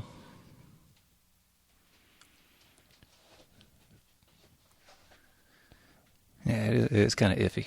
I mean, that sounds to me like I arrest you on suspicion of doing a thing, and through the course of interviewing you and other factors, I find that another one of my other officers has arrested the guy who actually admitted to doing the thing, and so I release you, even though I arrested you and charged you with the misdemeanor. Or this prevents... And I have no recourse. Or you have no recourse against me because I arrest you without evidence. Not even civilly? I guess this essentially Yeah, would shall not exonerate be a subject- criminal offense. You know, it shall not be subject to civil or criminal liability. Oh, criminal or okay. The officer shall not be subject. Right. There's a lot in this one that I think I might have a problem with. I just clicked on it because it was in reference to, I guess, dispersion of. Yeah. I mean, littering's littering. Hey, yellow team, come with me. You know, we're not going back into the intimidation thing. Yellow team, revival us. I don't know. Like, I don't know. If a cop asks me what's your name? And I say, no, I'm good. Does it say where it's at right now? I think it's in a couple committees, maybe. 'Cause I think it was just introduced like a month or so ago. It was introduced on the. I mean, everything was introduced like a month or so. Right. But I mean, introduced this session. Sorry. Went to the Judiciary Committee. Went to the Criminal Justice Subcommittee. More sponsors added. The Senate Bill 30 matching. Introduced, passed on first consideration. Passed on second consideration. Held on desk committee. So it was passed to be discussed, basically. So this is worth talking about, is what the Senate side says, as I get it. I have some issues. I have a lot of issues. Like, I think just on the tip top of it, who's Pody? It's introduced by Lambert, but it's Senate Bill 30 by Pody's the Senate match. My bad. I get it. Yeah, I don't like that. Like, I don't feel like I need to answer. I don't feel like it should be a crime for me to not answer the question if a cop asks me my name and I'm like, nah, I'm good. I don't feel like that should be a crime. It feels intrusive at best. Look, I'm okay with it. I'm suspected of a crime. Suspected of a crime. Right. With some probable cause behind it. Right. But, I mean, which is what this tries to lay out. You can ask me questions, I guess, and that's fine, but I don't know. I don't feel the need. I don't personally think that. I get what you're saying, but I mean, I'm play devil's advocate, but anybody with a warrant could just be like, I'm going to tell you my name. Okay. I mean, yeah, they could. That would suck. That would make the cops' jobs a little harder. I mean, I don't. What's so intrusive about giving up your name? I mean, I know that's you identifying yourself, so I guess they could run your name. I'm guessing if they have like a warrant when they're going to kick down, like that they're going to go in and arrest you, like they're actively seeking you out. Well, I mean, most warrants you're not actively. I mean, there's people that they're actively seeking, where you have warrant squads that are going out looking for people, but most people that have warrants are like bench warrants, where you didn't show up for a court date, right? To where that warrant isn't really picked up till you get pulled over, and then you're like, "Oh, you've got a warrant for your arrest." Right. So sometimes it's out of different counties, out of different states. So they're not asking. Right. So what you're saying is they're not asking for you to identify yourself because they're looking for you.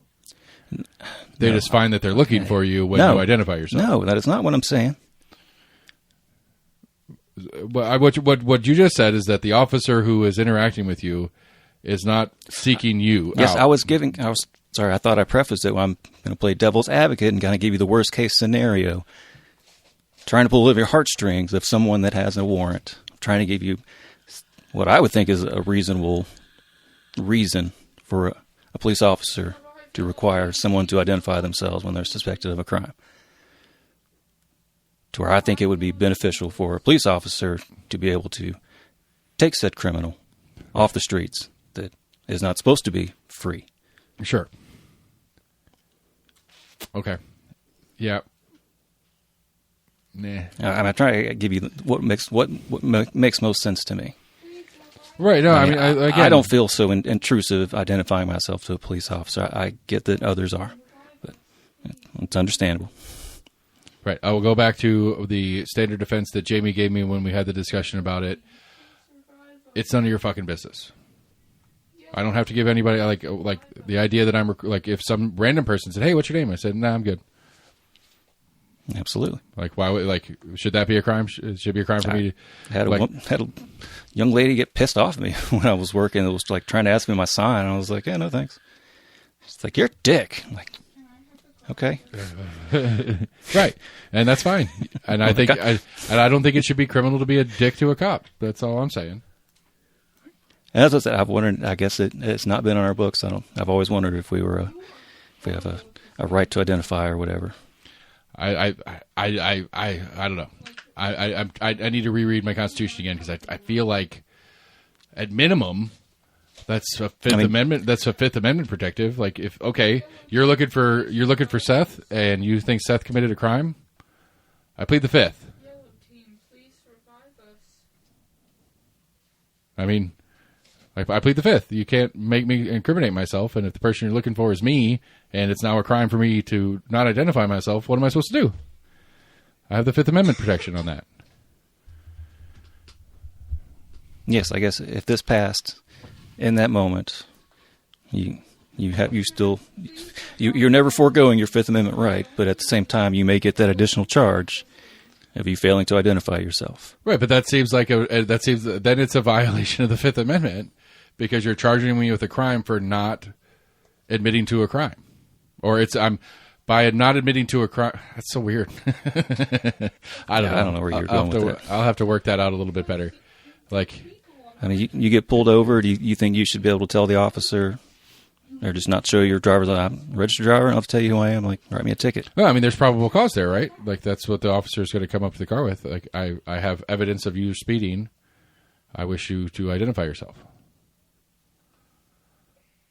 And actually, presumably, yes. Technically, I don't even think they're asking me to identify myself. They're asking me to prove my right to drive. Not my right to drive, my privilege to drive, that I've taken the steps to have the privilege to operate a motor vehicle on state roadways.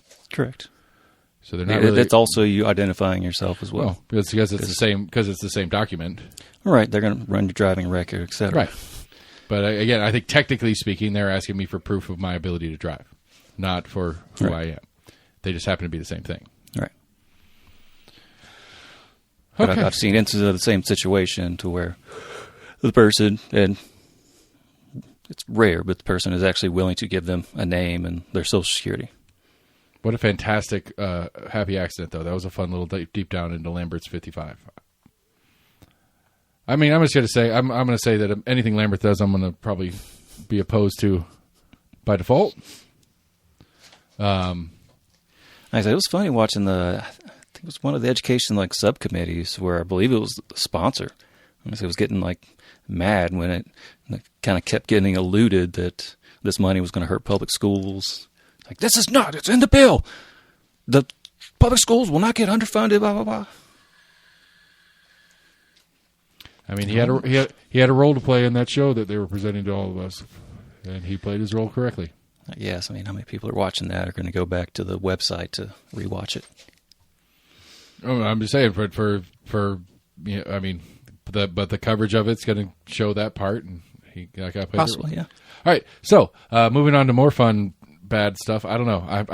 I'm not sure. I read this twice trying to figure it out. Yeah, I'm kind of confused on it. Old Marsha Blackburn, in her current role, not as governor of the state of Tennessee, but as senator for the state of Tennessee in the federal government, has called on FCC to stop exploitative songwriters' airtime deals.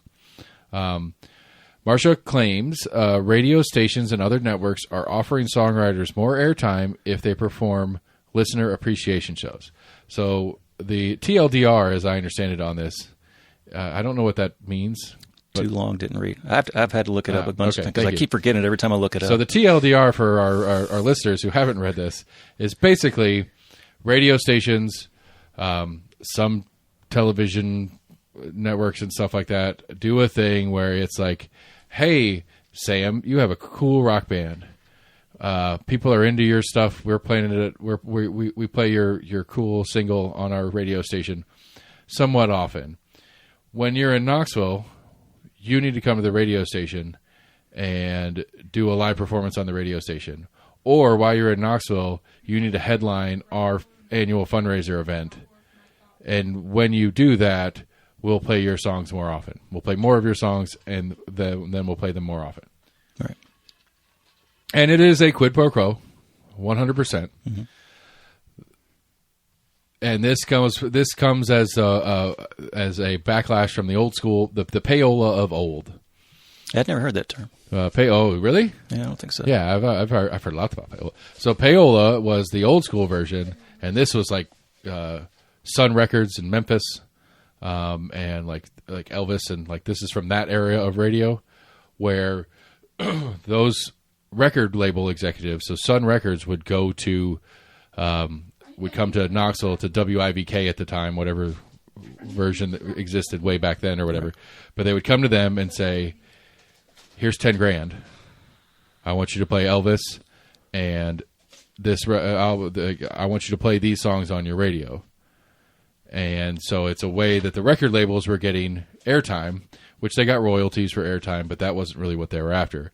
They got their royalties for their airtime. The radio station's playing the same royalties no matter who they play. It doesn't really matter to the radio station.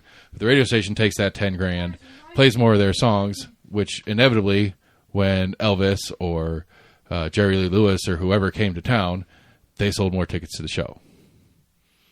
And so it was they'd sell more merch, all the different stuff, all the different money making parts of the industry did better when you had more airtime for your band.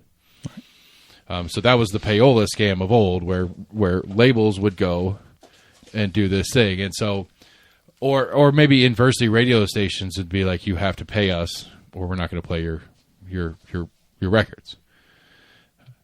Yeah. And so basically this is a new version of that radio stations have been doing. Now the question I have in this is this: we'll play your stuff more if you come help us out. Is this like desperate times in the radio land? Because I feel like that's probably more the reality. I wonder if somehow it would save the radio station money and paying less royalties, but I don't know if it's like you were saying, they pay kind of like a flat fee to, I don't know, ASCAP or whatever. BMI and ASCAP and all that, right.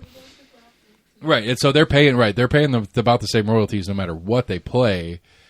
But that was my only thought, is maybe it was saving them money somehow. But if they could strong arm an artist to doing a thing that gets them more listeners, that gets them marketing locally, that gets them sales in non-ad sales format, or even the ad sales format, where it's like, hey, we'll play your stuff more often, but we need you to do this ad read for Jim Cockle Dodge real quick. And so they're trading airtime, which is money for the bands, for tangible assets for the radio station. Which I remember you guys did a radio show. Did you guys get paid for it back in the day? Fuck no. I don't think so. That's why I was wondering if bands even get paid for this. No, they don't. That's the point. But that's Marsha's pitch, is that she's like, these radio stations are basically saying, we're not going to play your stuff unless you you do get paid, unless you do something for us for free. Yeah. Which I can't help but think that there's some ulterior motive here. I don't trust her at such a level that I've got to assume. I'm wondering how big of an issue this is. I mean, I know there's a lot of issues you just never hear about just because no one talks about it. But well, I feel like it's like as big as, I mean, we're 2 hours away from Nashville, one of the biggest cities for music. It is. I would think there would be some kind of uproar, at least in the Nashville scene, if this was a huge thing. Nobody cares when musicians complain about shit. I mean, Eddie Vedder has been complaining about Ticketmaster for 30 years. I mean, the days of social media, man, there's a lot of artists that have a voice that they can put out there. And you can get on that old tiki-taki and you can explain it. And if you do a good job of explaining it to your fan base in a way, like if Taylor Swift gets on board, it's getting fixed quick. Promise. All right. And that's the other thing. Like, I think there's enough, good-hearted musicians out there that would know about this and would be advocating for those that are getting screwed over. But I don't know. Yeah, I'm in the same place. Like, I feel like this is I can't help, like, my assumption on this is a move for. Look what I'm doing. No, it's a move for Blackburn and the current Republican establishment machine to insert some sort of control over radio. Maybe not control per se, but at least some intimidation, going back to a previous segment of the show here. Possibly. Like, this is an intimidation thing to radio stations that is, if you piss us off, we've got ways to get at you. I mean, it's been threatened in the past for political reasons. Right. Your FCC license will be pulled, etc. Right. So that's my guess, and that the real down low here is, this is Marsha saying, FCC, get ready, because when we have radio stations that are talking bad about me or Trump, or maybe not reporting a story correctly, we've got some tools to start really affecting your bottom line if you don't act proper. That's my guess. I would be happy to hear from anybody who knows more about that side of things, because I don't think any bands are really that upset about it. The forced quid pro quo applies. I'm sorry. Quote: the forced quid pro quo applies to essentially all artists, regardless of the level of success. Artists in the industry have told me that it is not unusual for them to perform anywhere from 10 to 50 such shows in a given year. Those just starting out their career will perform more. Those who've had more success perform fewer, but they will still be expected to do them. I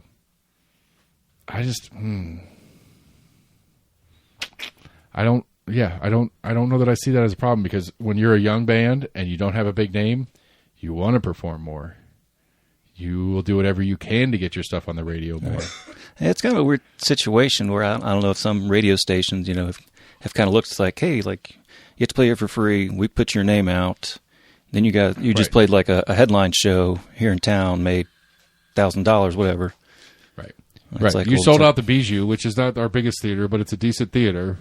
Right. But there are enough people in East you Tennessee. Playing, maybe that was, tickets are still available, and maybe it helped. Right, sell the last 50 more tickets. Or you just finished your show, and next time you come to town, you would rather play the Tennessee Theater because it's bigger. Right. And obviously, Knoxville can sell out shows at Tennessee Theater, show out shows at the Civic. I mean, hell, we can sell out a show every once in a while at Thompson or Neyland Stadium. Right. Next time you come to town, you want to be big enough to sell out Neyland? You need more fans. The way to get more fans is to get in front of more fans. I mean, I don't think it's wrong for the radio stations to ask an artist to do this, and make it a more mutual relationship. It's like, hey, if you come in, I think that we can, get your name out to so many people. We're the biggest college radio station with so many active listeners, blah blah blah. I mean, right. That's what I'm saying. Be like, hey, this will help us both out to where, as the way she kind of lays it out, essentially they're kind of strong arming into it, which obviously makes it sound really icky. Right. Exactly. That's what I'm saying. It's like, well, because if it's me and I'm in a small band and we're doing okay, but we're trying to grow and get a bigger audience, I'm like, hey, we're coming through Knoxville. Like, I'd be reaching out to radio stations. Hey, we're coming through Knoxville in February. Right. Can we get our name out? Can Will you help us get our name out? Right. Can we do a live show at the studio? Can we come do an interview with your DJ? We're going to do a busking event over here if you guys want to come out and cover it. All right. Like, that's what I would be wanting more at. Like, I would want that to do. Like, I would think my record label would want that, and my management team would want that, because, like you said, we've sold 70% of the tickets to our show. Well, maybe if we do, the WIVK, afternoon show, interview for a little bit, play a song, hang out, and have a good time with them. Maybe we sell 20 more tickets of people that didn't know we were in town or had never heard us before, but thought we sounded kind of cool and are willing to check it out. Right. Sounds like a win-win to me, not a quid pro quo. Where, again, Taylor Swift ain't going to do it because she doesn't have to do it. She's going to sell out Thompson whether she does any local stuff. Like, that's one of my favorite things on the comedy side. Like, there's a great, I think it's a Bert tells the story. He's like, he's doing a tour this a couple years back. He's like, doing a tour on, like, back in the old days, we used to do the day shows, the local, day shows right. on the day of our show. And so we'd go on, Pittsburgh in the morning because we had a show that night and try to get a couple more tickets sold. And he's like, there was like a month there where I was doing these day shows and all my shows were sold out before I even got to town. And so he's like, I'm on this Pittsburgh AM show and I'm sitting there going like, what am I doing here? And so he does his whole, like, he takes his shirt off and just gets super Bert. And like, it's a freak out moment from all the people working because they don't know what to do with this. This is not daytime TV at any stretch. Right. And he's like, I was just having a good time screwing with them because I already sold my show out. It doesn't, like, there's no downside for me here to be stupid. So I was being stupid. I've seen plenty of clips of Tom where he comes out with like a big like fur coat, sunglasses, big chain around his neck, and just kind of goes into a different character. I can't remember the character's name.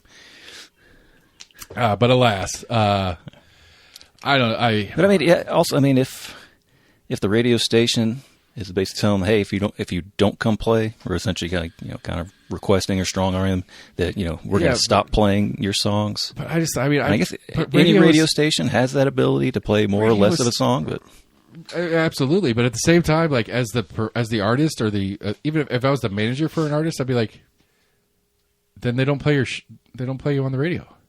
Nobody listens to radio anymore. Who cares? Like to me, if this is actually happening, it's radio stations just holding on for dear life. Possibly. Like this is some radio exec thought it up because they are dying slowly, and he's like, if we do this, we might be able to get 2 more years out of this thing before we officially die. Yeah, don't tell the artists we were going to play their song anyway. But right, we just need anything we can get. We need a fundraiser. Like we, I mean that if they're doing that, that gets a little bit that if that's true, that it's like the WIVK a WIVK fundraiser for the radio station. And they're kind of forcing them into that. That is gross. Yeah. But come do a live show on the radio with us, or come appear at a live event we're doing. I don't know. I think that's just desperate radio trying to hold on for dear life of any sort of ratings or relevance. I'm curious to get some more understanding on that. Yeah, I'll see. Oh, Preds lose.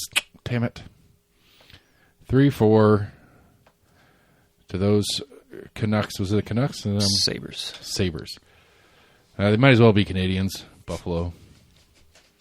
Anyway, what else? Anything else? Like we had a couple other ones. This was an interesting story. The prosecutor quit or withdraws. So it looks like our friend Andy Ogle up the street here is his issues with the FBI and the Department of Justice are coming to a close. Is that kind of what the takeaway is here?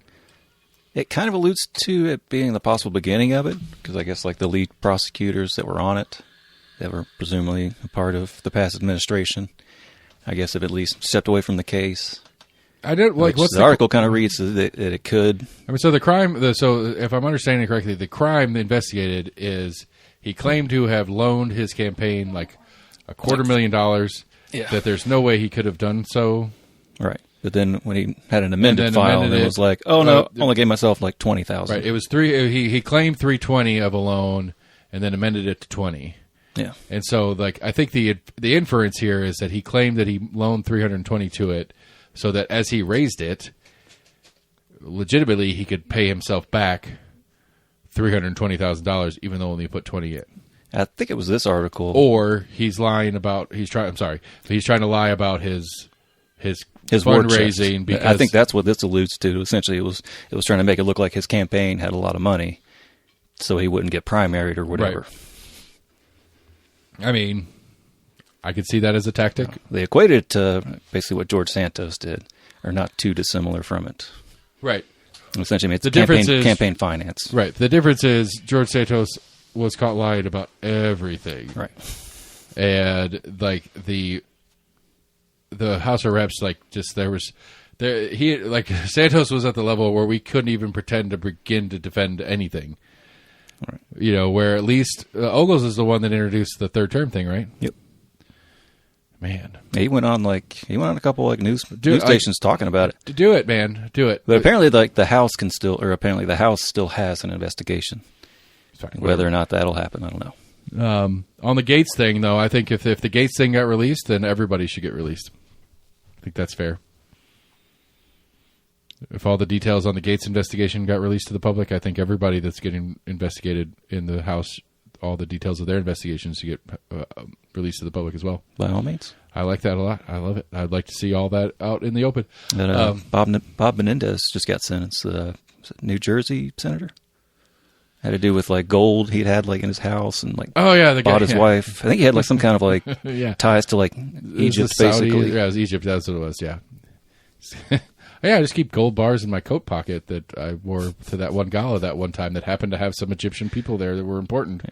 I don't know how. I think gold bars were like at his house, but he also had like a bunch of cash. I don't know how gold bars ended up in my pocket. Yeah, try to blame it on his wife too, right? Yeah, his wife was tied into it too. I don't remember how. I think she was getting charged separately as well. Classy, yeah. That you get all out there.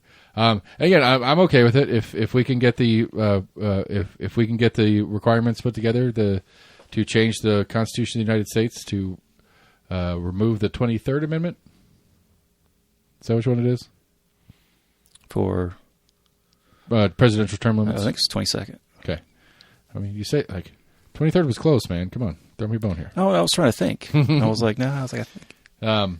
Yeah, if we can get if the parts and pieces are in place to amend the Constitution to remove the 22nd Amendment, have at it.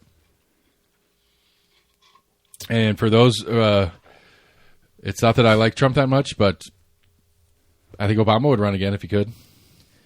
I was reading something that apparently in this proposal to amend the 22nd Amendment that it would actually carve out Obama, that it only applies to a president that didn't serve 2 consecutive terms.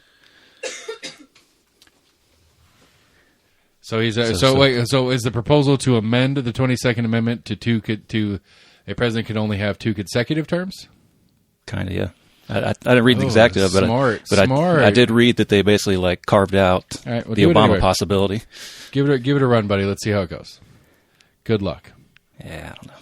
Good. I think it's just as much luck as changing the birthright citizenship. Yeah. Well, that one's right. That's a well. It cannot. That certainly cannot happen on a presidential order.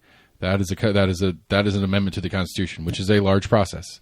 I read easy. A couple things on it where somebody, I think it's from the Heritage Foundation, where it kind of went back into the originalism. And I think she even found a draft of the person that wrote the 22nd Amendment. And I guess in the original draft, it did kind of allude to, or it did kind of carve out that it wasn't necessarily meant to anyone born in the United States. That's not the 22nd Amendment anymore. We're talking about birthright citizenship. 22 was the presidential. Right. Is 22 also? I mentioned that I think it has just about as much chance to pass as overturning. Right, but you just said birthright citizenship was in the 22nd Amendment, and I was like, no. Okay, sorry. Okay, I was confused. Sorry, birthright citizenship is in the Constitution. I don't know what amendment mentions it. I mean, that I guess there is some kind of legal, right, especially legal interpretational argument. If you're on the right and you're more of a constitutionalist anyway, birthright citizenship is pretty clear in the Constitution, I thought. What are you saying? I'm confused. Are you saying it's not clear in the Constitution in the originalist format? According to the Conservative Heritage Foundation, that I guess that there is some kind of interpretation in the wording of it, because I think it says born in the United States or subject to jurisdiction there within. Right. So if you're born in Puerto Rico, you're a U.S. citizen.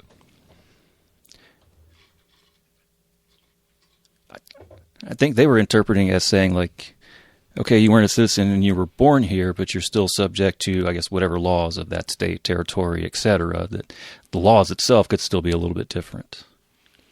Okay, so if Tennessee didn't have birthright citizenship, or if the federal laws were a little bit different, if there was some kind of federal law that changed it to an extent, I don't know. Okay, the door's open then, I guess. So I thought it was pretty concrete, as we think to a lot of the Constitution, but Trump certainly makes sure we figure out what is and what isn't concrete. Well, what did they mean by the word "a"? I mean, I could read that. Well, I mean, that's the Second Amendment thing. You look at the Second Amendment, right. Punctuation is weird. Right. And there's all this conversation about how punctuation was used back then versus now, and how you apply the use of punctuation to the Second Amendment can really functionally change what it means. All right. I think it was a screenshot that I found online or whatever of different original.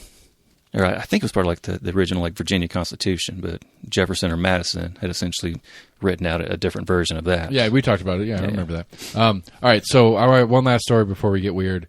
Have you heard anything on the Romanian presidential election? A little bit, yeah. I think I watched a little bit of Breaking Points. I think they were talking about it. Yeah, that's obviously where I got the story from. What do you know? I believe how they portrayed it is there was an election that was close, that was won by, I believe, the opposition party. The incumbent won. One party won. Okay, so to put it in U.S. terms, they have more or less a two-party system, not unlike ours. They do have other parties that exist, not unlike ours. And so the two, what would be Republican and Democrat, and then maybe a Tea Party and a Green Party candidate were all running for the job, right?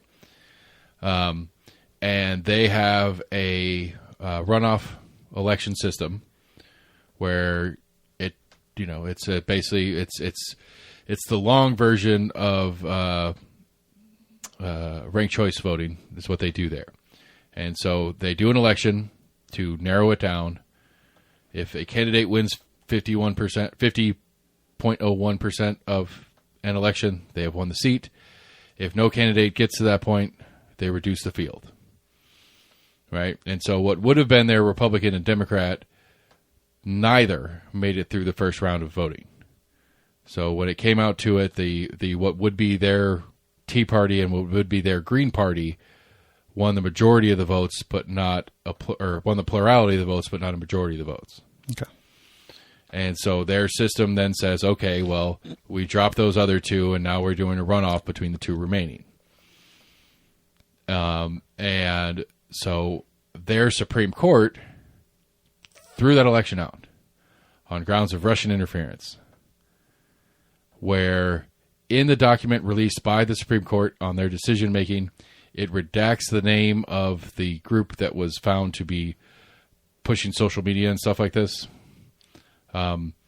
where a leaked version of it shows that group is of one of the two main parties. So essentially what happened was the two main parties supported the opponent's fringe version through social media efforts, and those fringe versions ended up winning.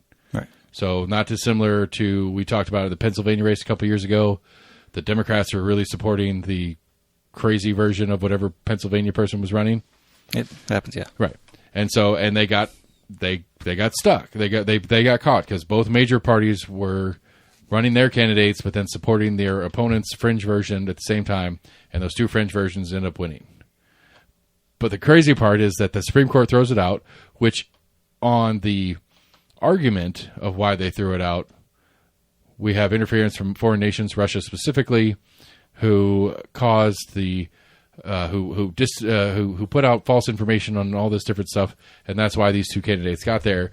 But it's apparently pretty clear that the false information that they're referencing came from the two major parties supporting their opponent's fringe version. Right. I think that pretty much how I recall them explaining it. That is crazy. That's crazy on a bunch of levels. Yeah. Like, just functionally happening is crazy in and of itself. Like, the odds of that are phenomenal.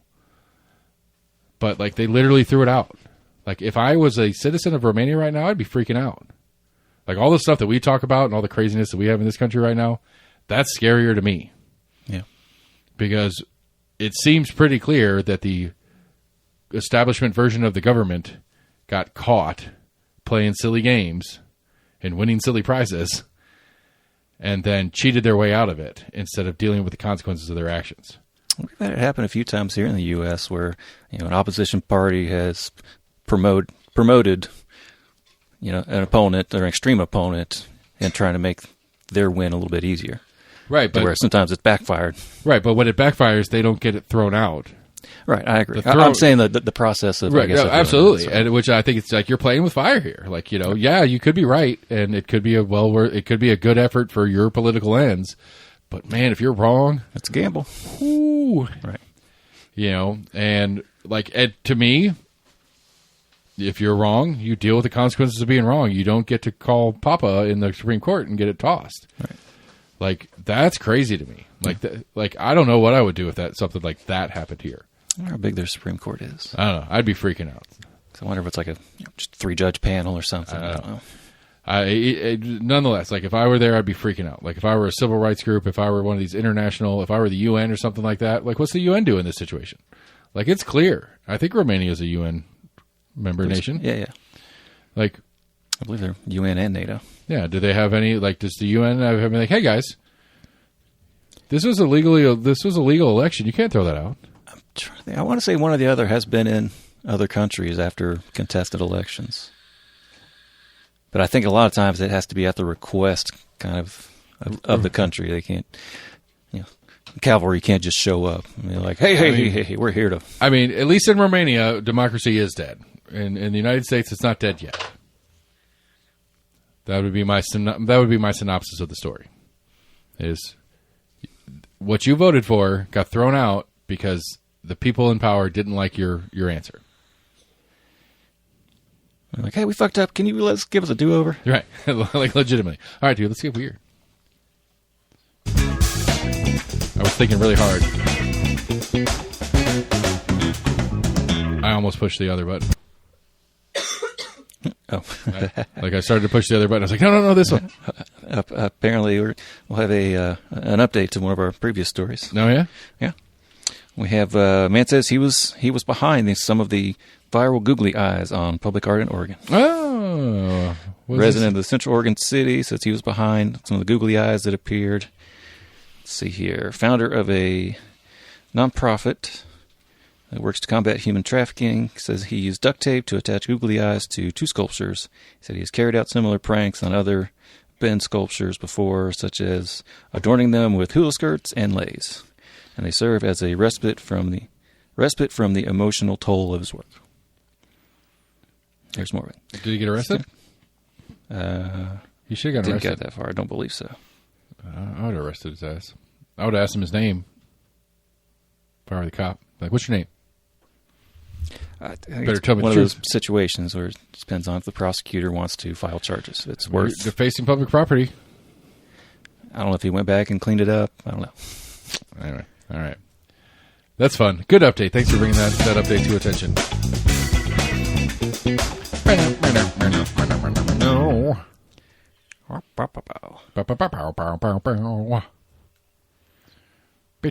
no, that's too sad. Krakow's fire-spitting dragon sculpture will hold its breath for a fuel-saving check-in.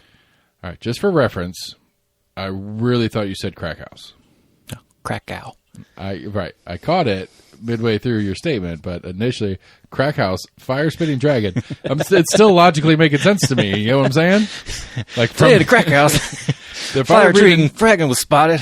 The fire breathing dragon sculpture in the crack house was destroying my stuff. Was cooking up some spoons, all aplenty. All right, so now that we're not talking about crack houses, say that again for me, please. But boom, Krakow's fire-spitting dragon sculpture will hold its breath for a fuel-saving checkup. An iconic sculpture, the dragon that spits real fire in the Polish city of Krakow, will hold its breath for a month to check why it's been devouring so much fuel lately. Let's see here. Okay, so they're doing some maintenance on this art piece, and to do the maintenance, they turn the fire off. Yeah, it's a 19-foot tall sculpture. Oh, damn! That sounds kind of cool. You got a picture? Yeah. Is it cool? All right. So of the mythological dragons that you know of, which one is it like? Is it like a Game of Thrones dragon? Is it like a Chinese dragon? Is it is it the DreamWorks dragons? Dragon U? Whoa! I can't really associate it with anything. It's like awfully skinny. That looks like what's like the leaf cut? Not leaf cutter, like the leaf plant, like the leaf bug. You know what I'm talking about? Yeah. Or the stick bugs. Yeah. Like there's some subspecies of the stick bug that looks like leaves. Yeah. That's what that looks like to me. I think so. I mean, it has a beak. It's got the beaky thing, which isn't on the stick bug, but it's like it's like a stick bug body, the leafy stick bug with a like beaky fire spitting face. It's almost like a skinny Godzilla with a bigger, skinnier mouth almost. Bigger, skinnier. Please explain to me what bigger, skinnier is. I guess large and skinny at the same time. Like tall and slender, basically. Sorry. Big. Sorry. Long. He's not rotund. Long and skinny. Thin and trim, but in excess. Yeah. Well, I don't know how else to finish unless you got one more that's jumping on the page. We didn't touch the multiple air traffic control issues that we've had this week. We didn't touch immigration, really. I think I just read another one. There was a plane in Philadelphia that went down. It interrupted Jeopardy. I was pissed. Oh, did it? Yeah. I mean, I don't know. Like, realistically, I don't think that story would have been breaking news to break into, to interrupt regular programming had it not been 2 days after this other plane crash. Because the one in Philly was like a 2-passenger jet, so that's pretty quick. I'm not sure what plane that is. A 2-passenger jet. Well, it was like at least 6 people died. Well, it landed in a parking lot at like a Dick's. Died. With 6 on board, setting homes ablaze and unleashing a fireball. I don't know if anybody survived. No. Yeah. The I thought they said medical 2. transport jet. Oh, damn. You got a reason for it yet? I doubt it. Hadn't read through the story yet. Yeah. I didn't. We muted it. I can't do it.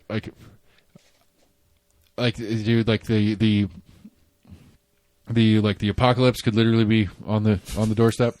Like Russia, Fuck with Jeopardy.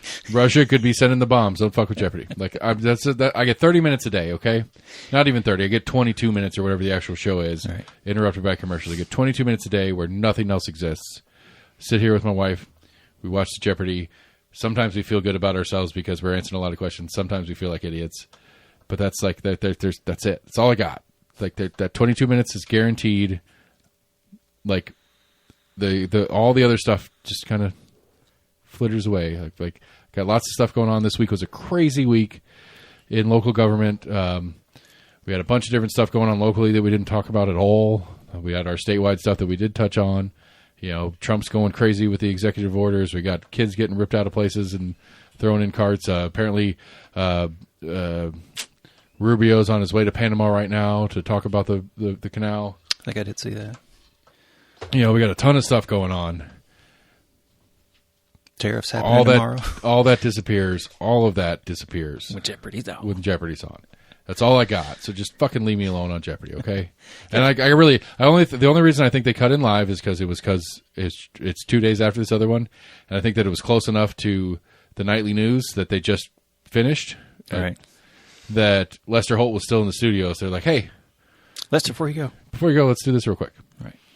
And so, you know, I'm not trying to downplay. It's a tragedy. It sucks, but 6 people dying in Philadelphia is not worth interrupting my Jeopardy for. I'm sorry. In your humble opinion. No, I mean, we're just period. Full stop. 6 people died. Like more than 6 people have died for bad reasons while we've been taping this podcast. At the same time? Probably. I don't know.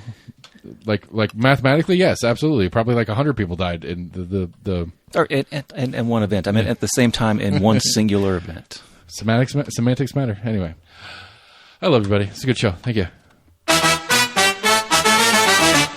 I appreciate you. I really do. I love that you sit here and let me rant at you. I just want to make you clear that I'm not mad at you. I'm mad about things, and you just happen to be the guy that I've got to yell towards while I'm yelling about it. Almost Agreement at gmail.com, Facebook, Twitter, YouTube. Go to the website, almostagreement.com. Check out the cool stuff over there. Hollaroo is happening May 17th. Sign up today if you want to race a derby car with us, or you want to vend your cool wares. Sign up to volunteer to help us out, or just mark your calendar and come out and have a good time. It's going to be a great event. I don't know, maybe Sam and I will do a live show. He took his headphones off. He didn't hear me pitch that one, so we'll see. Anyway, almost agreement at gmail.com. Stay tuned. We're going to do more of what we do. We're going to keep talking about stuff. I might have Chief Noel in the next week or two. And we're going to talk about surveillance state stuff. Among other things, I'll see what he thinks about this. Like, I have to tell you my name thing. Curious what his take is as the Chief of Police. Anyway, we're almost agreement, everybody. Thanks for listening. We'll talk to you soon. This becomes I got to hide all the drugs. Oh well. Anyway, almost agreement. Thanks for listening, everybody. I'm glad they don't listen to this show. Well, this is a show. I've admitted to multiple crimes. Allegedly. For entertainment purposes only.